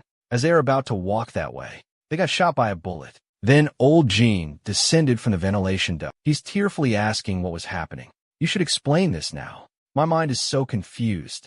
A voice then asked, what do you need explained? This woman is a mere puppet. You heard of actors, she approached you to use you. Of course we are used.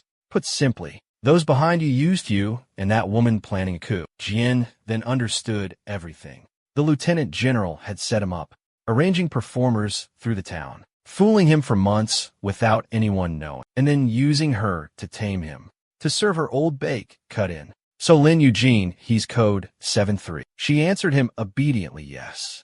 Old Bake aimed his gun at her. It's confirmed we do not need you. The woman still obediently answered. Okay, it's like Deadpool. Old Jean sees this. He immediately hugs the woman dodging that bullet. Lin Eugene's cold heart then seemed to melt. Old Jean also doesn't know why. Seeing her endangered, he instinctively wants to protect her. Maybe both were abandoned. Pitiful people, old Beck is somewhat surprised. You live, but you cannot save her. She must die, old Jean calmly replies. What if I can kill all of you? Can we all live? Old Beck understands his meaning. Let's see your abilities then. The man's strength easily lifts a cow, but he is now easily lifted by someone. Old Chung is still fighting with his opponent, and he gradually falls behind. Old Lei knew he was a Taekwondo champion. He'd seen him on TV mocking Old Chong, saying it was just for show. In real combat, Taekwondo is completely useless. Anyone with solid basics could easily dominate them. Show Old Chong a real spinning kick. He is constantly kicking. Old Chong could only defend. The attacks were so fierce. Suddenly, Old Chong fails dodging, gets kicked to the wall. Old Lee is very proud. Is this national champion strength? Old Chong struggled getting up. Ignoring the mockery now, Old Lee mocked him. His son had watched Old Chang's competition. He thought it was so cool. He asked who would win fighting that TV person. Old Lee smiled, saying, of course Dad would win. He wanted to defeat Old Chong, bragging to his son. Both men jumped up high. Old Chong was higher, looking down at from above. You call that a spinning kick. Old Chong used his body to step on him, spinning around 4 times mid-air, kicking him down to the ground. My fundamentals are way stronger. Tell your son you cannot beat me. Then he arrived at the hotel entrance. He just saw Old Park lifting a larger man. Oldrin himself could not believe it. His 300-pound body lifted up high someday. Old Park then yelled rock and roll forever and slam. Old Run onto the hard ground. Right at this moment, he felt his cervical and spine would soon break. It was no big problem. He backflipped, then he stood up, shocking even Old Park a moment. This big guy's life force is tough. Oldrin stared back at Old Park. You gave me a brand new experience. Should I hit back? Then he threw a strong punch at Old Park. Old One, planning to talk, saw Old Park quickly counterattack. The punch surprised him, and they exchanged hard blows. Old Chong snuck upstairs. Meanwhile, with Old Jean, Old Bay pointed his gun. You think security bureau people are useless. You think I won't dare to kill because I spared you. Don't be so cocky. He then shot at Old Jean. I was capturing you, but since you want death, I will grant your request. He fired twice. You can take the fall. Poor guy abandoned again. Then Old Beck gave the gun. Your work is complete. Code 66 is no more. Commit suicide. Now show your party loyalty. Lin Eugene grabbed his gun immediately, aiming at herself. Then she spoke. I obey the party's orders always. But suddenly she began weeping. I want to say something. I loved him. I never disobeyed any orders. She then pulled that trigger. Yet, no pain. Old Beeg applauded. You passed the test. Your loyalty is confirmed. Li Young Rim used you. Let's go as fate would have it. They were just now leaving. They met Old Chong upstairs, searching for the target. He seems like just a civilian. Old Chong spoke up, though. Room 302 is a trap. Old Beck shot him instantly. Your accent's from Age Country. Who sent you? Chong yelled. Why are only you two here? Where's that dude who came up? Old Bait kept firing his gun while answering. Code 66, what relation do you have to him? Were you also sent from the Young Rim? Old Chung pondered upon his answer. Did that guy really die? That man shot thrice in his chest, appeared completely unharmed behind Old BIC. Before this happened, Old Park prepared bulletproof vests specially for them. Old Jean complained initially it was very heavy, and he didn't want to wear that. But Old Park was constantly nagging him. He had to put the bulletproof vest on. Thanks to Old Jean wearing this, he wouldn't have died. He grabbed Old Bake's gun hand and emptied all the bullets, asking him now, can we really live? Then he's kicked flying away several meters. My friend died before me. I was stunned for a long time after. Now I don't want to lose important things. You know, she's my girl. I will always protect her. Hearing Jin's words, Bei laughed. You really are naive. Performance team members have no feelings. They're training since childhood, living their lives under control. I don't really understand love. She won't ever love you. I am stalling us for time. They're coming now. Taking advantage of Jin's distraction, he grabbed his collar, kicked him. You foolish guy, surrender now. You can avoid some torture. Park was constantly being beaten. Suddenly, he was flying from Wen's punch, crashing into the wall very hard, still muttering about rock and roll, love and peace. Old Wen walked to him and said, I am petty now, I'll return that surprise. Then he grabbed Old Park's head, slamming it hard. I hate long-haired men mostly. He was beaten into unconsciousness. His mouth still muttered rock and roll. And unconscious he was. He actually dreamed about his idol. Queen Ban's Old Park excitedly shouted to his idol. The idol roared back. Long hair symbolizes rock being insulted. H country's rock future is on you. You lose rock, history will go backwards. Just then Old Park stood up miraculously, tying his beautiful hair up. H country's rock march starts with me. Old One was bewildered. Brat, what are you babbling on about? Do you want broken legs? Old Park didn't waste any words. He rewarded him a punch. Old Park, with hair tied, seemed totally a different person, instantly suppressing Old One now. He realized he was eliminated. Facing Old Park's iron fists, he knew no defense. Old Park KO'd him. He was not proud long. He felt footsteps from outside. The hall was already full of security folks. He discovered something more. Ran upstairs, shouting to old Jean. You guys made Old Bei confused. It turned out that downstairs, thugs were facing off security. Big Dummy was leading them. Old Jean had beaten them at lunch. It turned out before. Old Chong called them for revenge. Coming to this hotel with my subordinates. Remember calling more people. It was insurance if things went badly. I didn't expect using it. We will escape during the chaos. Now we deal with that guy. Can you do that, Code 66? Old Jean felt somewhat curious. How do you know my name? Code 66 is in the past now. That man's overconfidence cost lives. Thinking emotionless actors wouldn't develop real feelings. Old Jean, others joined the attack. Old Bake took a punch, not paying attention. He crashed into the wall hard. Old Park wanted to beat the fallen dog. Unexpectedly, the guy dodged it. Old Big grabbed him, lifting him up, then slammed Old Big to the ground, knocking Old Park out cold. Old Jean and the other are stunned. They think Old Park was there for comedy. The security bureau guy has skills. Old Bake looks down. You have angered me. I'm getting serious. He charged at them. He fought with them. But time passed. He showed signs of losing. Then turned back to shout at Lin Eugene, telling her quickly pick the ground gun up. Load it, find a chance to kill them. She bent down to pick up that gun. Seeing Lin Eugene has the gun, Old Jean and other were stunned again. Old Bake shouted at her to shoot. A gunshot rang. 3 stood still. Old Bake's face displays questions. Never thought she would shoot him. Earlier, Old Jean was shot and fell. She noticed Old Jean was alive. He noticed he seemed to count something. She checked his pulse. Deceived Old Bake, he was dead. When Old Bake handed the gun, asking to commit suicide, she understood what Old Jin's fingers counted. The remaining bullets it was. She shot at herself. Old Beck held his neck looking at her. Didn't I say I never disobeyed orders? Didn't you order me loving this man? I followed your orders and fell in love. How many wouldn't be moved by a man giving his life for them? Women in love are frightening. Lin Eugene walked to Old Jean. Old Park woke up. Just then people heard police sirens. The fighting was too noisy. Attracting police, Old Jean said leave now. Lin Eugene says you should all come with me.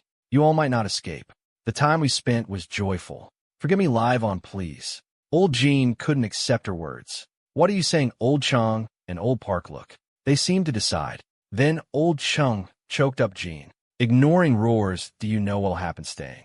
Old Chung then knocked him unconscious. I don't know about your relationship. We're bringing this guy back. So let's all go separately. Goodbye, Lin Eugene, first stunned by his words. Then she smiled and said, I'll leave him to you. Soon Old Chong carried Jean from the hotel. You can totally scold me later, but my judgment is for sure right. You would do it if it was me. I am sorry, just that moment. Park carrying Eugene catches Old Chong. Hey woman, you. Why are you faking faint? Eugene closes her eyes, answering. Him romance okay. Do not talk to me. Old Chung said, why bring her? Old Park responded, one more person is not a problem, they brought all. Old Chung said nothing. He knew a place for washing. Washing baths, spending money. Identity could wash everything really clean. Rich people like going there often. The owner was from H country. Seeing Old Chung coming here, going down Old Park was very curious. Is this way to pawn shop?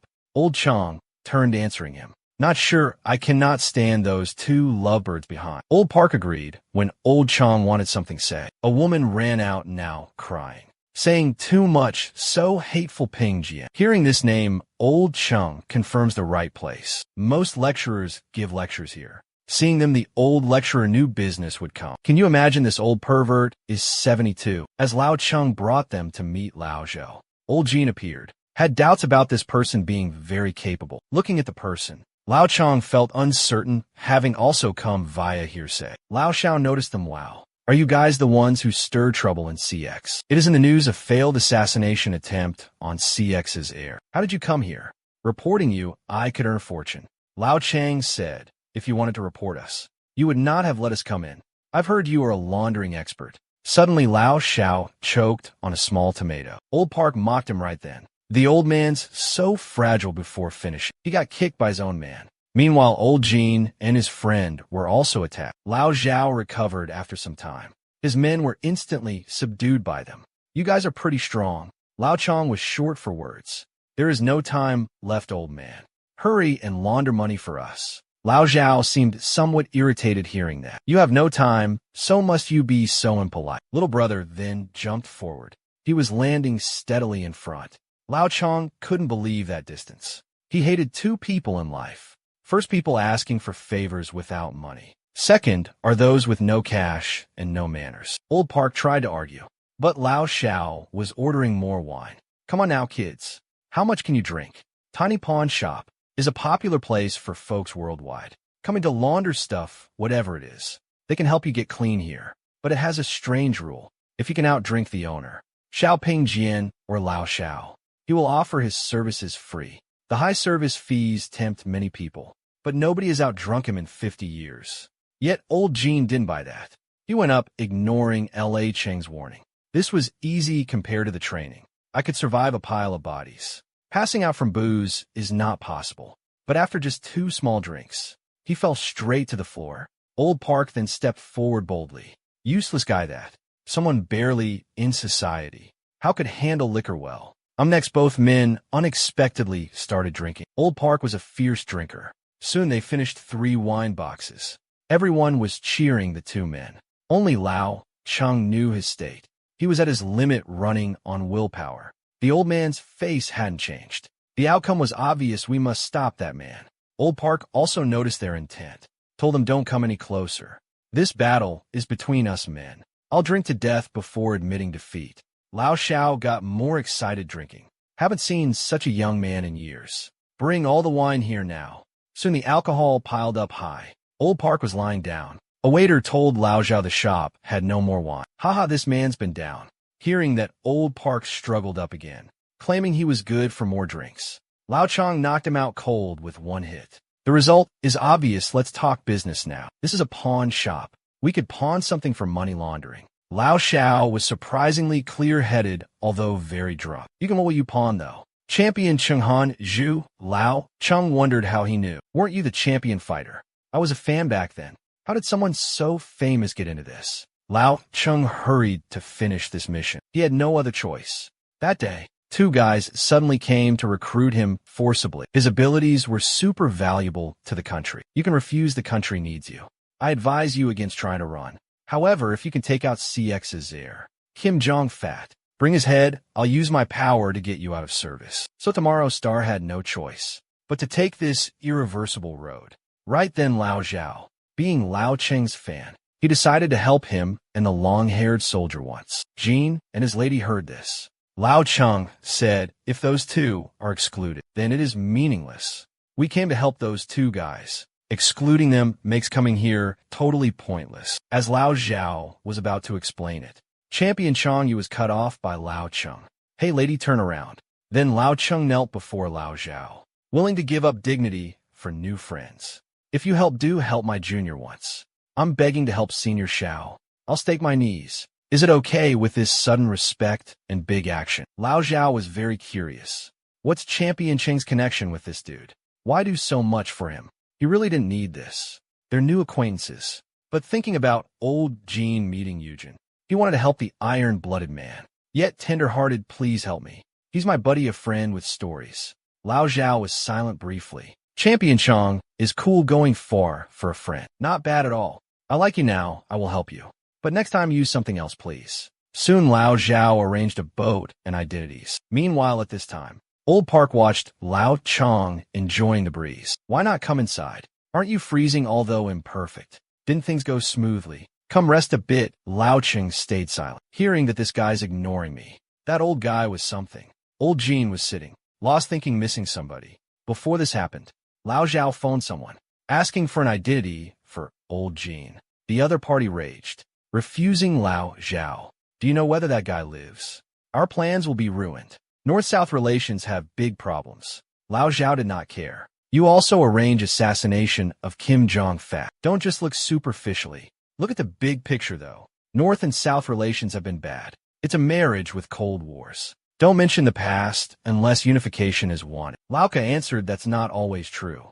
What are you saying? Lao Zhao scoffed, you cannot possibly unify. You always dreamed of having your North branch work group become elite. If you hire this man, then it should be possible. Old Jean learned he'd return to H country. He refused, but Old Park Lao Kuei stopped him. Think carefully which option is more beneficial. This guy dared to assassinate CX's heir. If a man like this returns to CX, they send him to kill the H country president. Could you prevent him? I guarantee it will help you if he goes. I could arrange him going to CX. But given our long friendship, I thought about you first. There is one chance. You know, if I speak, this man won't die after that. Lao Kei quickly agreed. But one condition exists. Seeing he still set conditions, Lao Zhao became angry immediately. Shouldn't conditions be set by me? $2 million, it's that. This person, I personally guarantee, is settled. Then you transfer to the usual place. Old Jean and the others were shocked. They are realizing this person never lost concerning benefits. After hanging up the phone, Lao Xiao sighed. You heard everything right. Your trip to H country is arranged. Live there after your identity's laundered. You take same boat Champion Chong and Long Hair are using. I arrange another boat for the woman days from now. Her identity is special. OL Jean heard this, wanted to argue excitedly. But Yu Zhen pulled him back, not to be impulsive. Lao Zhao also said, don't worry. Tell me address only. When you arrive, I will send her got it. Before departing, the woman gave him an old pocket watch, saying she would definitely return to retrieve it. You gotta keep it real safe now. He didn't know it was the last time seeing Yu Zhen. The three men also formed a strong friendship because that experience. Until this day, a decade later, a soldier frantically called out something urgent. All White Mountain members were lined up in 2 rows, welcoming the arrival of someone important, respectfully saluting at him. You've worked really hard, comrades. Old Jean went directly to the director's office, reporting the mission results immediately. Hearing Director Zhong's words of praise, he didn't feel joy, only emptiness. During these past 10 years, Old Jean used every possible method but find any trace of her. Every time he inquires the pawn shop, the response is always no comment. After hearing Director Zhong's empty words, Old Jean was preparing to leave. As agreed, mission accomplished. Now you let me go. I need to go because that pocket watch broke. He wanted it fixed. The watch repairman said, though, can't fix it, it's not made here. Some parts aren't available. Replace everything except the photograph. Old Jean was begging the repairman, please fix this. His wife brought water over. She saw the photo. She said, this girl is so pretty, but she looks like Yuzhen, the girl who works at the charity next door to us. So gentle, I want her as a daughter-in-law.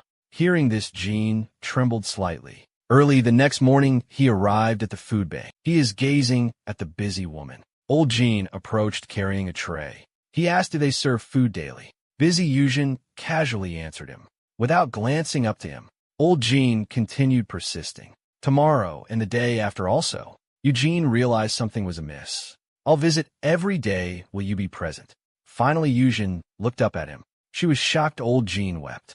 I have found you back home. Old Jean was overwhelmed. wanting expressing his decade-long yearning. She shied away, pushing him gently. It has been too long, can lights be off? They shared a passionate moment. Afterwards, old Jean was gazing. He stared absently at table plant. Yujin emerged having showered now, telling him that it's honeysuckle. The flower's meaning is devoted love. Hearing that sentence, old Jean asked a question he'd had for 10+ years. How have you been lately? Why haven't you looked for me? Yujin first told him she was sorry. After Lao Xiao had sent them away, she asked Lao Xiao send her somewhere. Staying with old Jean was only burdening him. She didn't want to be a burden on her loved one. Please help me, dear Senior Zhao. So she made that selfish decision. I am sorry, she is heard saying. Old Jean held her so tight. I should say sorry I not found you sooner. You waited so long, he blamed himself. This feeling made Yujin feel secure. It wasn't wasted waiting for him. Seems like she needs showering again. Tonight, old Jean was happy compensating for 10 years. But early next morning, Jean returns to White Mountain Base. He's immediately handcuffed, it turns out. They learned everything about Jean. Yesterday, were you not warned about contacting normal people and protecting Yujin? He lies that it was a one-night stand. I am a man needing some release. But they did not believe him. They're feeling Jean hides something, like covering for that woman. Someone nearby then tells him, leader, we sent people to that woman's place, but she ran away, it seems. We found no ID information on her. Hearing this, old Jean suddenly is stunned. The man sees his expression. Clearly he did not know. Reluctantly, they believe him. Remember, we are always monitoring you. We loosen our watch on you. There's no next time. Because of this meeting, old Jean was suspended indefinitely, awaiting transfer to a West Sea island.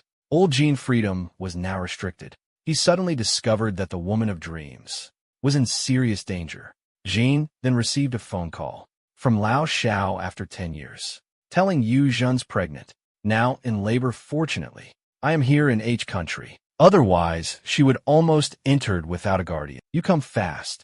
He was about to give the address. A nurse came from the delivery room. Guardian sign for surgery now. The mother is badly bleeding. Her life is at risk. Old Jean learns this via phone. When he runs to the hospital, he sees only a newborn crying. The woman he loved had died. A nurse tells old Jean her last words. Name our baby Minji, though interests drove us meet. I truly really loved you. Please forget everything, live well now as Minji's father. Protect this child's whole life.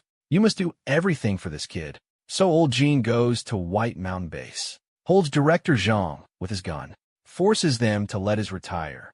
Faced with many people's persuasion, he reacts not single-mindedly, wanting retirement to care of a daughter. Director Zhang tries calming him. Was not she your one-night stand? We can't know that child is yours.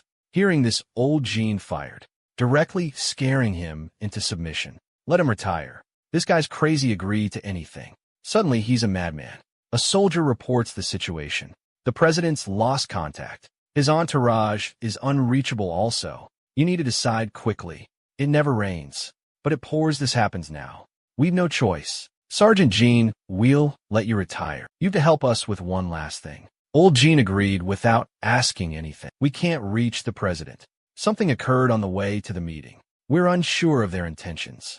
We're assembling now. White Mountain team must save the president within 12 hours. Any error means war between both countries. Can you do this? Old Jean paused. Then he agreed, find him inside 12 hours. That military officer quickly responded. Starting now, that's correct. Old Jin's next words shocked him. 3 hours is plenty, give that to me. Remember, you promised my retirement. I can do anything otherwise. Meanwhile, back in CX, the leader was totally enraged. He just learned his wife's nephew, Jean Jingshan, kidnapped H country's president. It was during North-South talks too. They used radical faction actions for an excuse to explain things externally, but still needed Jin Zhongshan's location quickly and to talk with H country. As for Jin Zhongshan, his men thought he overdid it. He disagreed, believing Kim Jong-fat wasn't the warmonger anymore. Numerous North-South talks happened. He was brainwashed, even discussing accepting aid, protecting country's CX through peaceful means. Talking real nonsense. Comrade Kim Jong-fat might be furious. After this, he will understand my intentions. We can use things to request more from each country. Kim Jong-fat's group was still discussing solutions. Jin Young, ignore this fool, what should be done? Liang Lin then made a suggestion. Country age may target our chairman. Please stay in Fenghua number 1 special chamber. While you're in that special room, nobody can locate the chairman. They didn't know someone was looking, asking them about Kim Jong-fat. Old Jean wanted to take him for a hostage exchange, knowing he got kidnapped during talks. It was probably CX's doing after listening to Old Jean. The military officer was sweating bullets now. Do not ever remind him. This has nothing to do with the government. This is your own personal business. As a former CX Special Forces member, Old Jean soon reached a secret CX base. Guards saw that someone was approaching. They came forward to question him. Old Jean produced forged fake ID. He had vital things to report. After finishing, he walked through the open door, ignoring the 2 stunned guys there. A soldier came to and would stop him, but his companion pulled him back. Are you insane? His ID is from Section 51. That is the armed forces. Section 51 was created after Dandelion vanished 10 years ago. Those guys in there wield great power. They could kill you if you are reactionary. Old Jen anticipated this forging that unit's papers. Before coming, he called somebody for assistance. Zhao Pingjian wanted him to make a call. Tell Kim Jong-fat's confidant they had an insider. Already knew that person hid in Fenghua. Number 1 CX country would soon know. After hearing, Lao Zhao very readily agreed, because he felt guilty about Yuzhen dying. Was thinking about helping Old Jean then. The confidant received the intelligence, told Old Li. Even exaggerated CX country might attack them, telling Old Li to evacuate quickly. Chairman Old Li initially thought he talked nonsense, but learning it was news from Lao Shao, immediately broke into a cold sweat. Prepare to take Kim Jong-fat to Channel 6. Little did they know Jean arrived here, ready setting a trap, waiting to bait them. But patrol soldiers inside discovered Old Jean. Although he reported he was from Section 51, they were still suspicious of him. They wanted to check his ID to verify. They opened Old Jean's backpack, finding something. Old Jean attacked first, sending a guy flying away, then kicked to handle the second guy. But the last person held him at gunpoint. Kim Jong-fat's team reached the 6th channel. He trusted Lao Zhao's information now. Entering the channel shortly after that, they noticed something amiss. Ahead, their men were fighting each other. Something seemed to be placed on the ground. He instantly ordered ignore it, floor it, and drive through there. They were going to crash. Old Jean quickly jumped aside. He attached the rope, though. This only slowed the car briefly. The broken rope entangled the tires mainly. The car loses control, crashes sideways. Old Li is dazed, disoriented. Old Jean then guns a hole in the car window, smashed the glass, punching it, threatened everyone with gun, get out the car. The man looked now like he just ate poop. His guys told him Comrade Kim Jong-fat's kidnapped. He's realizing his evil plan will fail. The man collapses, he kneels, crying loudly after learning that news. Old Zhang and everyone in the countryside were shocked. Subordinates then reporting CX's sides totally chaotic. That person heads now towards Lingen River with hostage. Their chairman was riding in the car. CX's people cannot deal with him. They don't dare shoot, afraid to hurt chairman. Comrades can keep following from behind, satisfying every single demand of this person. Kim Jong-fat has already lived his life. He never thought he'd be a kidnapped man. Knowing us, so well you ain't no small fry. But Old Jean ignored him, just drove alone in raging Kim Jong-fat. H country decided covering for Old Jean, because things had really exploded. There was absolutely no going back. Suddenly, someone entered the command room, pointed at Old Zhong, started yelling, "Did you agree to this insane plan?" Then slapped him, asking what you were doing. Who authorized you do this? If war starts, can you handle it? But Old Zhang's next words stunned him. The president's been kidnapped. We had to act as commander. I did nothing wrong. They were crossing the line, firstly. If we don't retaliate now, they will think we are easy to push around. Seeing the argument, Old Wu wanted to slap him. A soldier suddenly reports, "The president's kidnappers contacted us." Old Wu steps forward to answer. Jin Jingxin starts cursing H country. "You crazy, daring to kidnap our great leader. Release him, comrade, or we bomb your country, H." Seeing no sound on the other end, "Agree quickly now. I'll make a hole in your president's head." Old Wu was persuading not to be impulsive. Old Zhang snatched the headset, ignoring stunned Old Wu. Hey kidnappers, you are TMD. Don't threaten us using the president. We all die together. You dare make hole in his head. We'll tear Kim Jong fat up. You now understand situation. Return the president to us. 1 hour to consider it. The kidnapper is a madman. We cannot control him long. Lingen Bridge north and south sides were facing off. Both sides brought many forces. They defended at the National Gate. Soon Old Jean drove up. They lowered barriers and tire spikes immediately. Old Jean drove straight ahead. Tires deflated, the car skidded badly. It crashed through the bridge's railings. The car almost fell, scaring CX's people. H Countryside was thinking about moving forward to bring them unexpectedly. Old Jean called them to stop now. Don't come near. I placed bombs before H receives president. I won't release your chairman. Hearing that, Kim Jong-fat calmly persuaded Old Jean. You know CX's abilities. They should have investigated your identity. Our soldiers will definitely find your family. Why are you doing this? Is it money? If it's money, I will pay however much. I will give you. I admire your courage greatly. But Old Jean told him gloomily, if it was about money, I would not have gotten into all this. But this involves my family. However, CX's people already located Old Jin's daughter's hospital. They want to trick hospital staff, claiming they were family wanting to take the child. But the staff unexpectedly refused them. The result was obvious. They didn't want to waste time. Then a man walked inside. It was Lao Chong. Old Jean specially notified this friend to help take his daughter away. Old Jean knew that even when the mission was done, the others wouldn't let him go, to live and go back to care for his child. Old Jean prepared to fight until the death. He believed Lao Chong would bring Minji out. The crowd was still looking through birth records. Seeing somebody come in, they wanted to ask politely Lao Chong to go, but his punch sent those guys flying. Sorry, I'm looking for a kid. We will be leaving soon. Jin Zhongshan still looked scared almost to death. His mouth kept spewing bad words because CX's crew urged him to hurry a lot. That car on the bridge could not hold on, so he could just go in reverse. The usually very calm Kim Jong-fat learned Old Jean made a big scene for family. He was a little angry after this ends. You better be mentally ready. Hearing those threatening words, Old Jean ignored him. He's participating in this crazy action. He was already prepared for anything. Lao Chong also didn't disappoint. Arrived on time at the hospital, finding Minji. Looking at the cute little one, Lao Chong said, Sai looks like her mom. Look, that smile, I should have a daughter. Just as Lao Chong left, another figure appeared there at the hospital. The person on the ground struggled, raising their head, telling him. The person was already taken away. You are 1 step late. Hearing this, the man grabbed his neck. A nearby soldier interrupted his thoughts. He told him a plane appeared at the scene. It was our military plane. That's right, a brother is in trouble. How could Old Park not show? Then he jumped down from the plane. 5 years ago, he had no interest in promotion until a special woman appeared.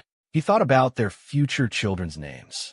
He greeted the woman affectionately. She looked down on him because his rank was too low. She disliked guys with long hair. This absolutely crushed Old Park. He was determined his superiors would assign him where he could advance quickly. I must be better than her. And so Old Park went to Somalia.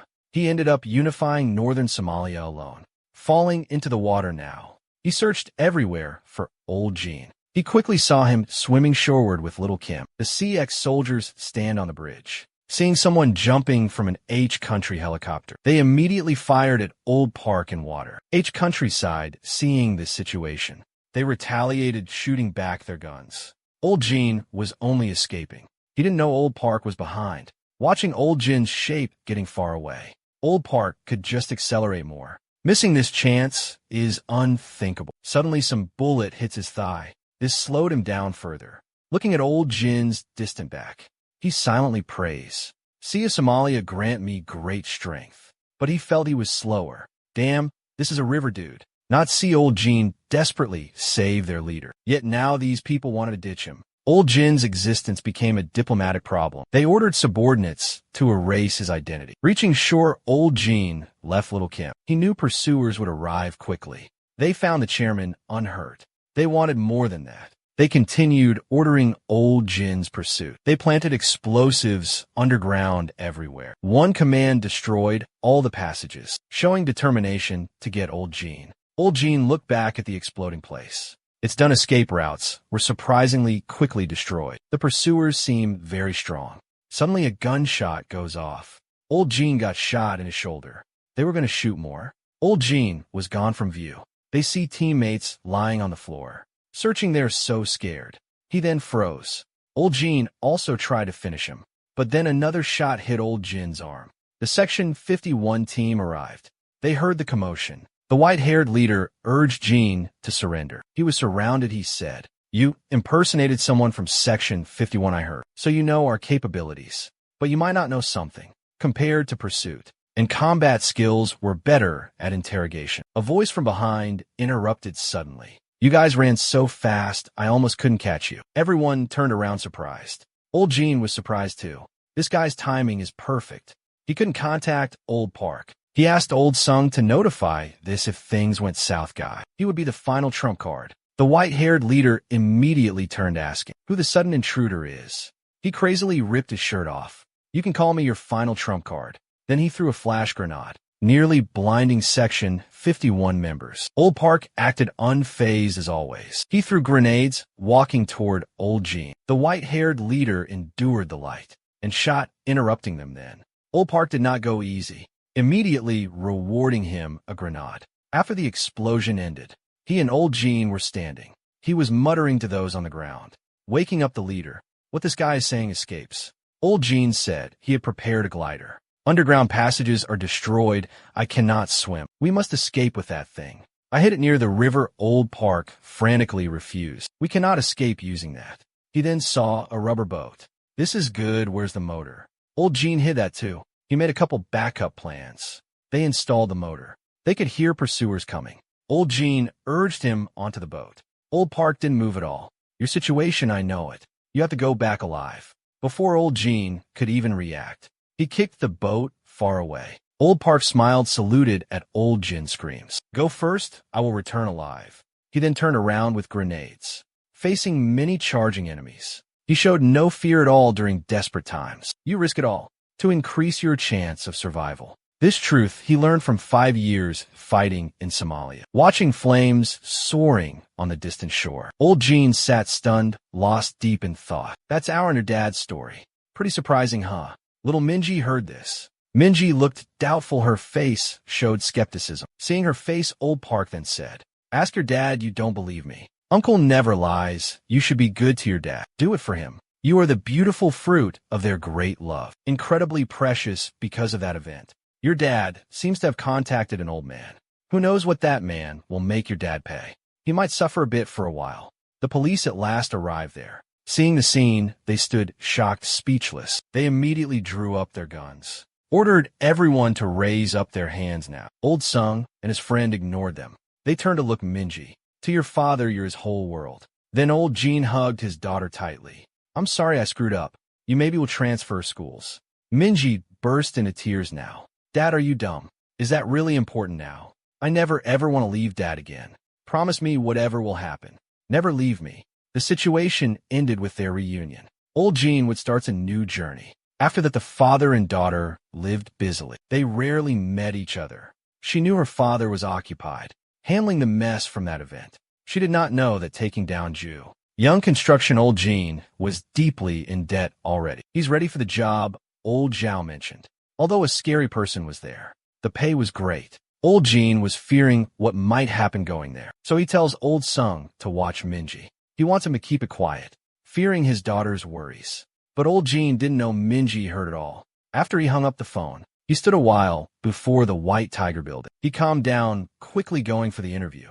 He opened the door suddenly. He sees a bare white, but Old Jin's brain seemed to stall out. He thought of many things, but not this kind of meeting. The man sees another candidate. Quickly put on a shirt now. The other guys are useless. All are trash. Nobody was good. Perhaps they have never seen war. Then he looked at Old Jean by the door. Did you bring a resume? Stunned Old Jean was even more confused now. Does this big dude have special fetishes? Even now, during the interview, the other guy still had not worn pants. Do you want to make some money? Embarrassed Old Jean said he had a daughter, could do anything. Old Kwai was very pleased to hear that.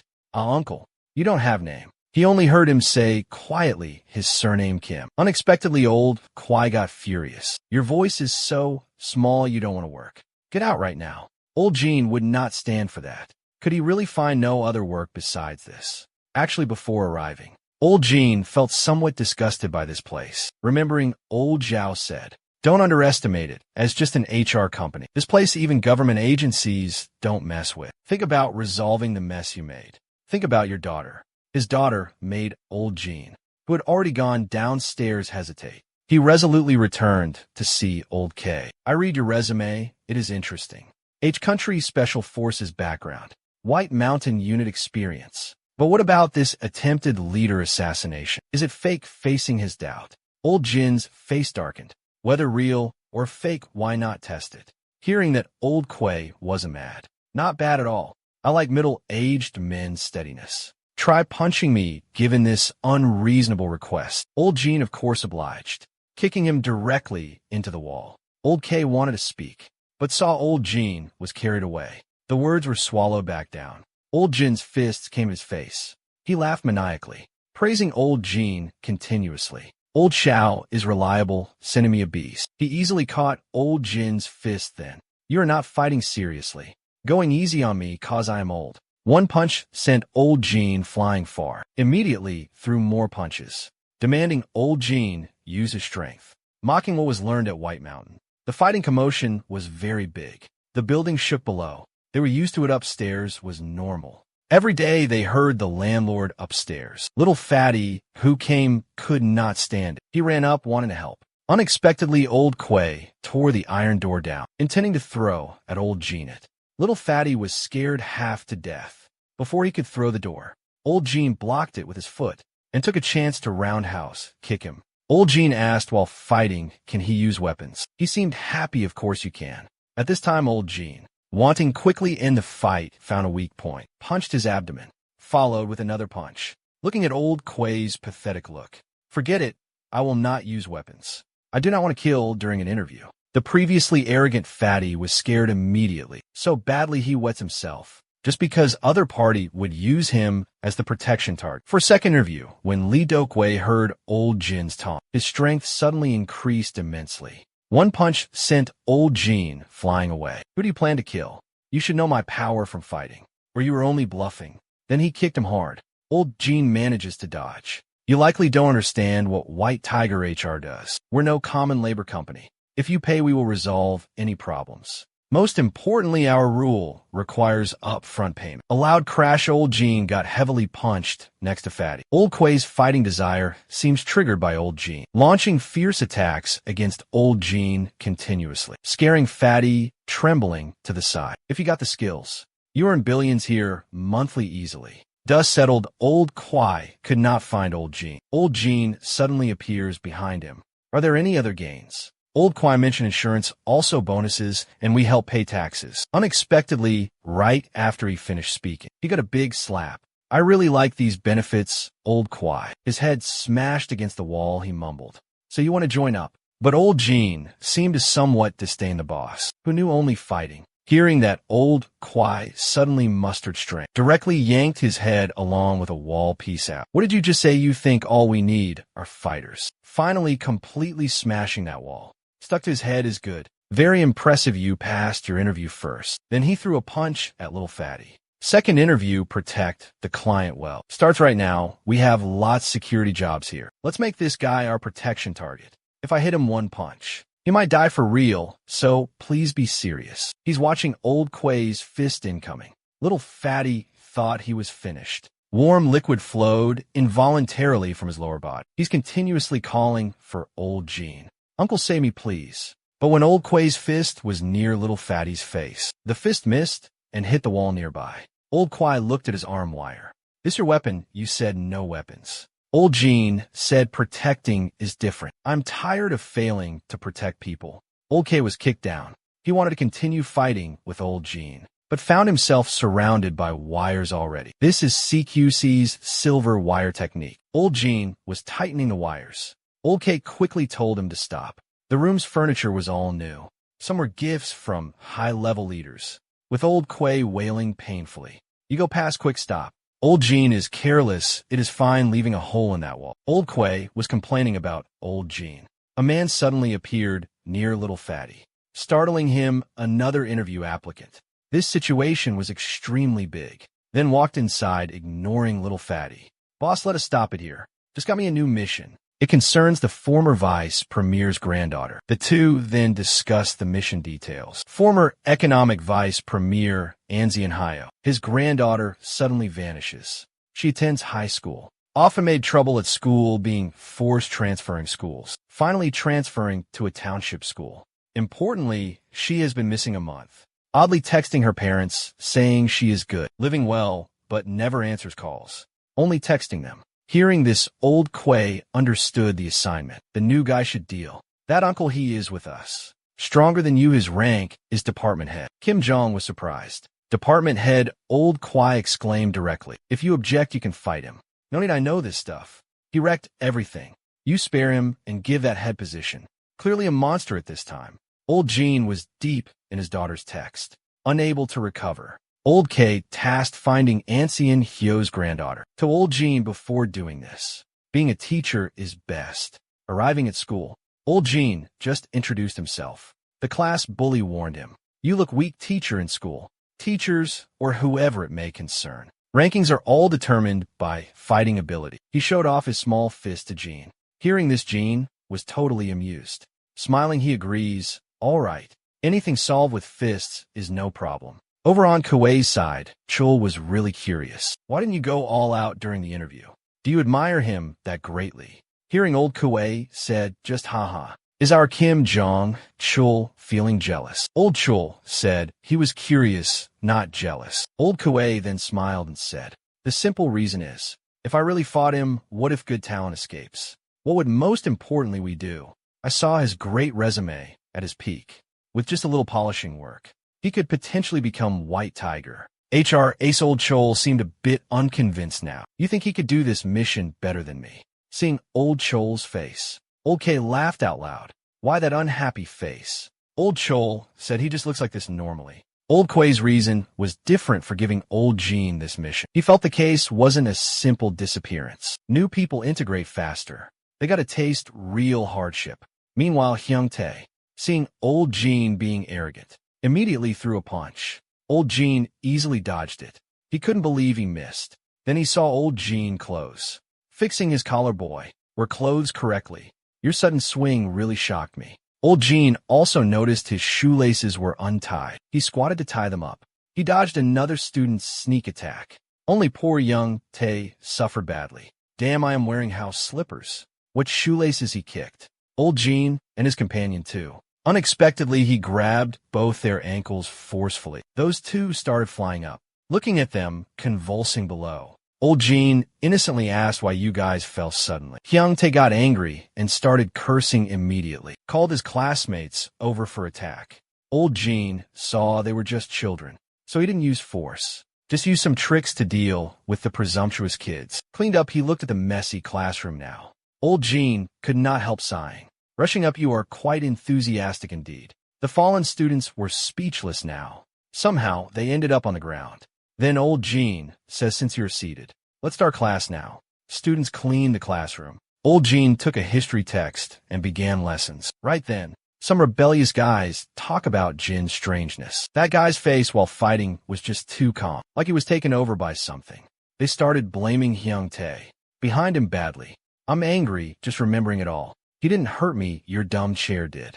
You lost your title as teacher killer. You wimp. This leaves Hyung Tae speechless. Secretly, he resolves to best Old Jean. He summoned the seniors to deal with a new guy, while he's in the restroom. Because everyone's most vulnerable when relaxed and off guard. They learned from juniors Old Jean was a bit strange, so they can use shady tactics to surprise him. But they underestimate Old Jin's great strength. Meanwhile, Ancien Hyo listened to a subordinate, reportedly White Tiger HR, started acting but questioned their reliability.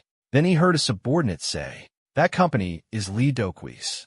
This made him think, old age causes forgetfulness. He then asked about any more news. He felt disappointed learning there was not any news, worrying so much just because his own daughter ran away. He told a subordinate contact, Lee Dokui, he would go and see him soon. He then said to prepare. Keep playing ball. But this ball was placed in a bound man's mouth. Director Kim, I'm really disappointed in you. We have been working together many years. How could you seek a truth you cannot handle? Have you really forgotten what kind of person I am? How much do you know, and does her father know? The man could only stutter and shake. Then a scream was heard. This guy must be done for. Old Jin sighed. 3 guys were pummeled looking like pigheads, standing obediently in front of Old Jin, apologizing nonstop while speaking. If 3 of us are here, your teaching career will surely be calm. Old Jin didn't seem care. He came looking for someone. Then he whispered to Kong Dong Young. You guys don't really want that. I will assist. Young was lightning struck. Face of disbelief, could it be? Old Jin stated confidently, don't stare at me. I'm a specialist in this field. Young told his friends what Jin said. 3 immediately got on their knees. Just tell us whatever you need. We'll do everything, teacher. No big brother, and this scene happened at school. Teachers are coming, everyone move. This left Old Jin speechless. Is too high profile. He whispered to little Kim earlier. You are 21 military service age. Have you completed the military checkup? You probably do not want to serve. I could assist you because I know someone refusing military service. He could help you a bunch. Then little Huang was consulted. Little Huang, also of age, Hyung Tae was only 18. Hyung Tae felt nothing saying. What is the big deal, Young? Shouted him down angrily. Shut your mouth, you brat. Do you understand the dread of a military check notice? When you were 20, that was the reason. The 3 knelt accepting Old Jin as big brother. Young, the leader, asked Old Jin what to do. Old Jin successfully tricked those 3, smiled saying what's needed is very simple. Help me to find a girl. The man said he wants 3 young men as women. They were scared, thinking he would castrate them. Old Jin was curious though. Why are you all making those expressions? If you all were girls hiding for a month, where would you hide? The 3 of them breathed a sigh of relief now, then started rambling excitedly. Then Young started rambling. If you were a girl, he'd live with his boyfriend. The other 2 agreed. Our school is so chaotic. This happens a lot. Someone lived with a teacher and dropped out when discovered. This made Old Jin to think deeply. Then Jin took out the girl's photo, telling the 3 she had transferred a month ago. You need to investigate all her traces. And her boyfriend, most importantly, understand. The 3 boys quickly agreed, but showed panic hearing the latter part. Jin saw, but didn't further inquire. He told them to return to class. He knew even if he asked, the 3 wouldn't provide useful information. The 3 respectfully escorted Jin to the classroom. Yang and Huang looked at each other. Immediately, turned, then ran wildly away. Hyung Tae followed closely behind. Yang asked Huang, running. The person in that photo is Jun Song. Hyung's girlfriend, isn't she? Damn, let's avoid this. I don't want to mess with him. The others agreed. Xing Tai complained. Jin almost killed them. A voice came over. Was it really serious? Could he really have killed you? Thinking it was a companion. Xing Tai explained, remember. Brother Jun Sheng wielded a machete, killing 3 guys, just to unite our area. Old Jin asked, is he crazy? Xing Tai answered immediately yes. So we can't mess with him. He was describing it all. When that guy left prison, he turned and froze. When did he show up? The 3 guys suddenly had bruises. They were kneeling, apologizing to Old Jin. They explained they had no intention of escaping. They wanted no association with Jun Sheng. Old Jin seemed totally unconcerned. Is Chun Sheng that scary? Little Ing whispered something in Old Jin's ear. He is unreasonable, a madman. He fights well like you. He has killed some people. Old Jin sighed deeply. Who frightens you more, me or him? Little Ing said instantly. Brother Jun Sheng, for sure. He's scarier than you are. Let us go, we are scared. We've abandoned learning about military service. Old Jin then walked over to some statue. Little Ing kept begging Old Jin. When Old Jin crushed that stone book, they were absolutely shocked, jaws dropped. This man shows absolutely no mercy, seriously. Even his own uncle was not spared. From his sharp blade, when his underling told him, someone was caught cheating at gambling here. Despite the man's constant pleading, Jun Sheng didn't hesitate, splitting his head. You're corrupting the atmosphere of this place. Then he turned, ordering his men gather everyone. He instructed them to find the cheater, saying he'd deal with him now. When the cheater realized they're serious, he quickly shouted to stop. I am your uncle, Jun Sheng, your loving uncle. but he remained expressionless, taking the knife, placing it near the man's hand. He said, "Dear uncle, what should I do now?" The man's pig-like screams came next. Jun Chung was emotionless. He warned him not to cheat again, or next time it's more than one finger.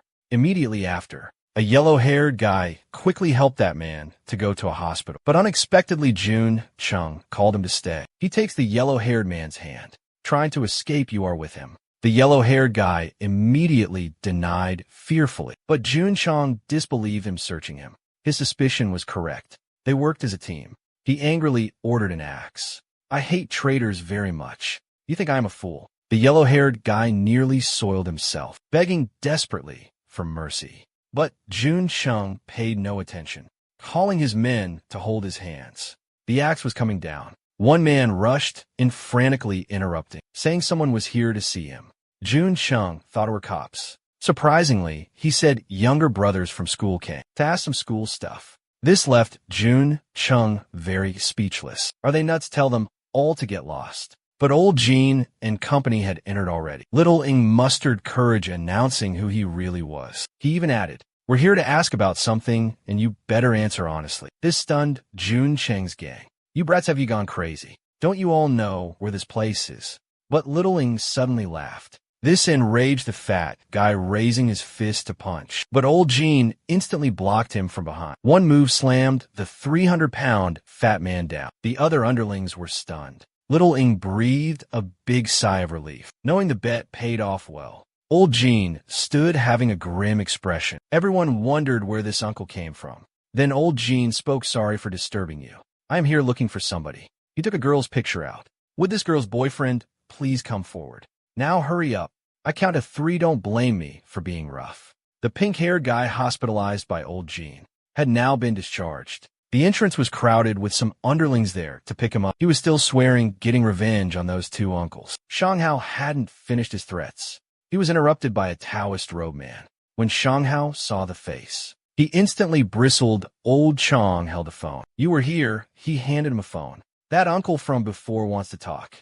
The goons surrounding him probably don't know old Cheng's skills. They taunted him more, but they didn't see their boss staring terrified at his phone. He immediately cried, then agreed, doing something for old Jean. Old Jean never counted on some high schoolers. He had called specifically for pink-haired Shanghao. He's the best person dealing with that dude.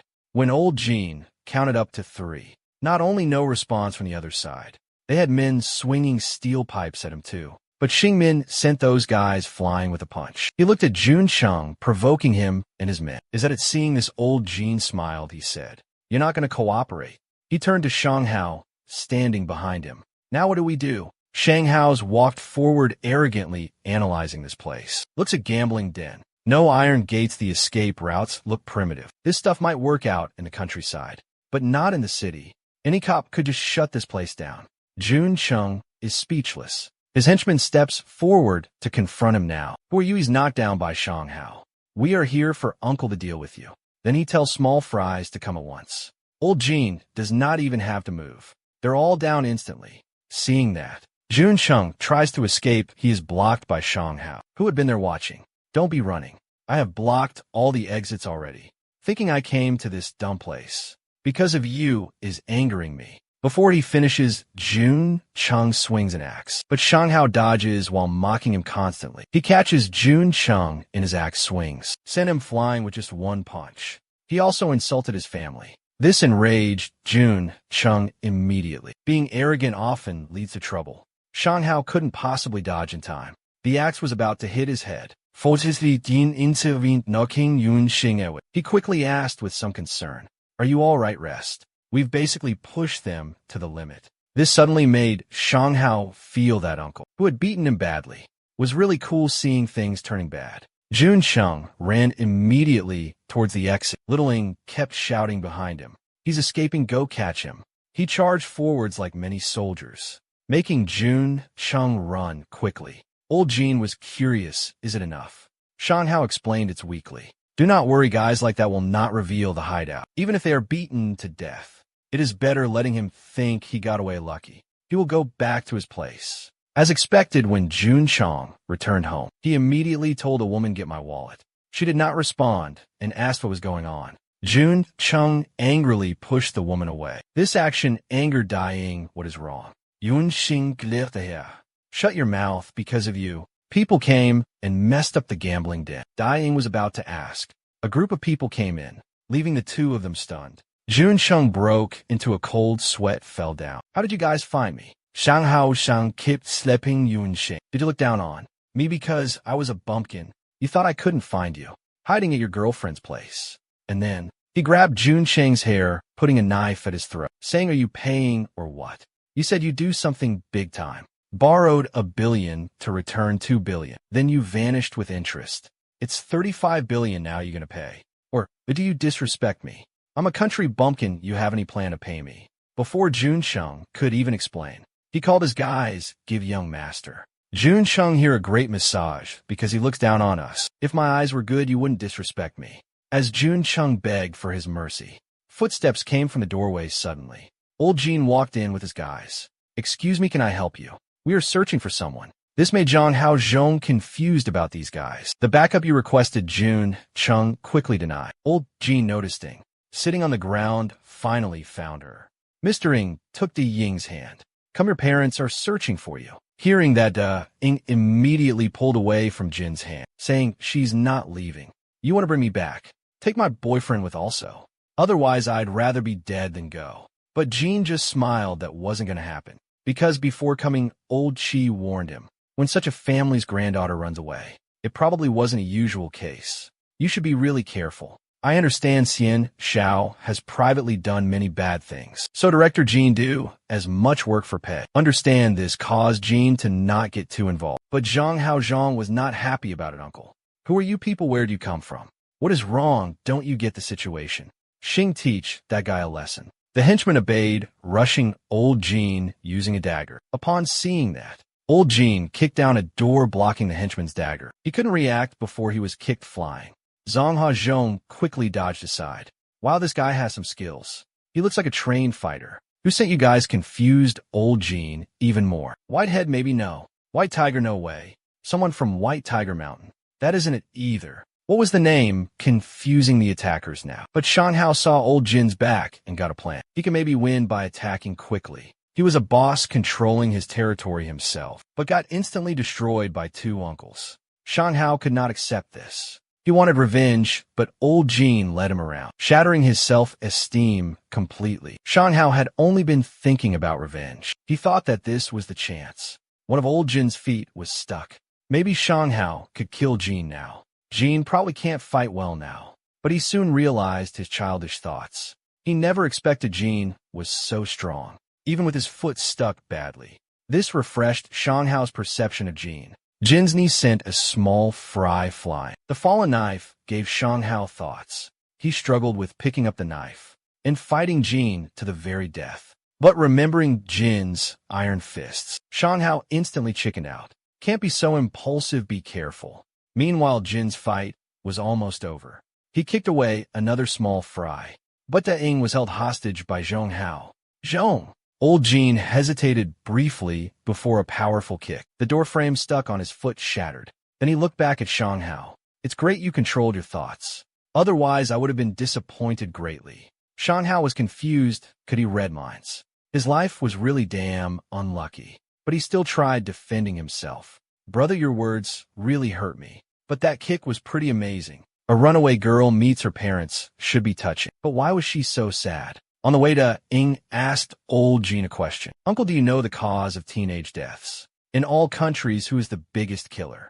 But old Jin didn't answer her. He wanted to complete the task to find his daughter. Dai Ying kept talking to herself. Family suicide is the top cause of teenage deaths. She hated her family. Old Jin couldn't listen anymore, and that's told her stop. His only job was taking her back. He didn't want involvement. Da Yang's father thanked old Jin profusely and asked to keep it secret. We are politicians, we don't want outside knowledge. Old Jin smiled that his worrying was needless. We are the reliable White Tiger. Human resources company indeed. Old Chi gave old Jin a welcome for finishing his first mission well. He threw him a 3-guys party. Money on the floor surprised old Jin. Is this mission's commission that large? Old Chi smiled, only saying partially. Some is from betting with Azub. About your first mission taking a full month. Invited him for some cake. Old Jean flatly refused. Just tell me the next mission now. Seeing Old Jean was dull. Old Kuei, speechless, let me think about next missions. Seems like there are none. Go wait for the news at home. Take 3 rest days to deal with things. Da-ing was questioned by her parents. About running away, she remained totally silent. She stared at her mother. Mom tried to stroke her the next moment. She acted all sweet. I'm so sorry. I won't ever do that again. Doeen said that to lower their guard, then suddenly bit her own mother's ear. Why did Doeen do something heartless? Her father stopped the car. Doeen gave him a look before escaping from the car. Sorry, Dad. I will be killed going home. Without looking at her mother, writhing in pain, she ran fast. Meanwhile, old Jean was thinking. Something felt weird about this job, including the bet. The payment for finding someone was very high. De Yang's father emphasizing confidentiality repeatedly. It seemed forced. Saving face or the kid's future, really. Forget it, don't think. Better not get too involved. Back now at school, old Jean called Min Ji out of the car, told her about his situation, mentioned he was working temporary teacher. Little Ing had arranged welcome old Jean unexpectedly, calling him big brother. This made Min Ji doubt. Dad, you teach what? Phys Ed. Old Jean said he's a history expert and that it ends today, preparing to return. The 3, including Little Ing, were shocked. Big brother smiled at us all the way. The 3 rushed toward old Jean, wanting hugs, thinking he changed. They didn't realize only Minji made old Jean act like that, being forced to hang up. He glared at them immediately. Do you guys need anything that reminded them? Thinking old Jean would handle someone. Little Huang whispered about dying in old Jin's ear. Big brother, I was scared of your catching dying. She's a compulsive liar. Hearing this, old Jean froze. That man would take any job, though this job made him uneasy. Old Kuei before helped Xian Xiaoan find many people. Without exception, all those people died. Taking the old guy's commission made him uneasy. The money was really good. We're not killing for organs. We're helping him find some people. This shocked Aya. Could it be again? Old Chi suddenly interrupted him. That is his own granddaughter. It shouldn't happen, but if they harvest her organs. So what, Aya? We do what we're paid to do. We're not killing people ourselves. I told you Director Jin needs a bit of bitterness. I am looking forward to seeing our dear director. Jin will awaken thanks to this. After learning De Yang had mental problems, old Jean then ordered little Yang to get her life record book. This made them both curious. When they saw Jin's face reading it, it caused them cold sweats. This is really bad. Something major is going to occur. He's looking at this spotless record book. Old Jean knew that family had tampered it. 2 homeroom teachers in a month means they took quick action. From all my prior experience, this happens when someone knows something they shouldn't. Meanwhile, De Yang ran to find Junsheng. Why did you return? Get lost now, bitch. I'm unlucky. It is because of you. But dying wasn't mad. She had nowhere to go. Junsheng let her come in. The reason Doeen is now this was because she discovered a secret.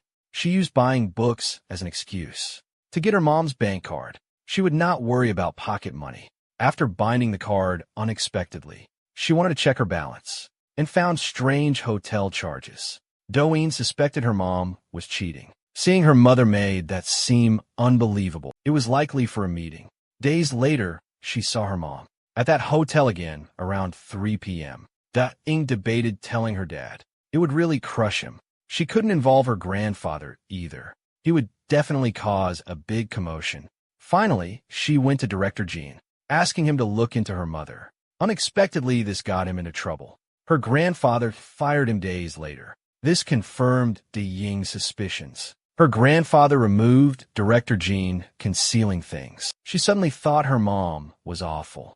Afterward, De Ying went astray, hanging out with bad crowds. Whenever that memory came up, she took her anger out everywhere. She transferred schools several times. Exhausted, De Ying told everything to her homeroom teacher, hoping to seek their help.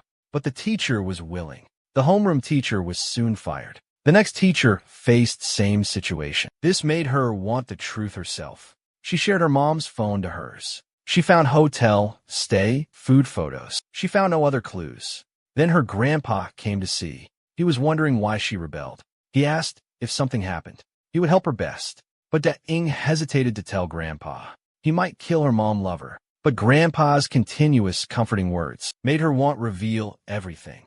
Daingi kried alod. Told her grandfather her mom was cheating. Told him about the recent investigation too. She was unsure what to do. Xian Zhao's head instantly felt like a walnut. She showed him hotel records photos. Daing cursed her mom being shameless. Xian Zhao told her keep her voice down. Do you even know that person? Learning that she did not, he could not help sigh relief. Daing, now listen. Now do not let affect you much. Grandfather will handle it all privately. He hugged Daing, comforting her. This made Daing regret speaking up sooner. But then, Daing noticed suddenly something wrong with phone's photos. She zoomed into the phone photos, horrified to discover the adulterer was her grandfather actually. This discovery made her tremble. Her heart was exploding. Heart beating wildly, she wondered if grandfather saw. Suddenly, grandfather's voice came from beside her. You see, Daing's pupils dilated instantly, thinking it is over, but grandfather said next. Pointed to that VIP card in the photo.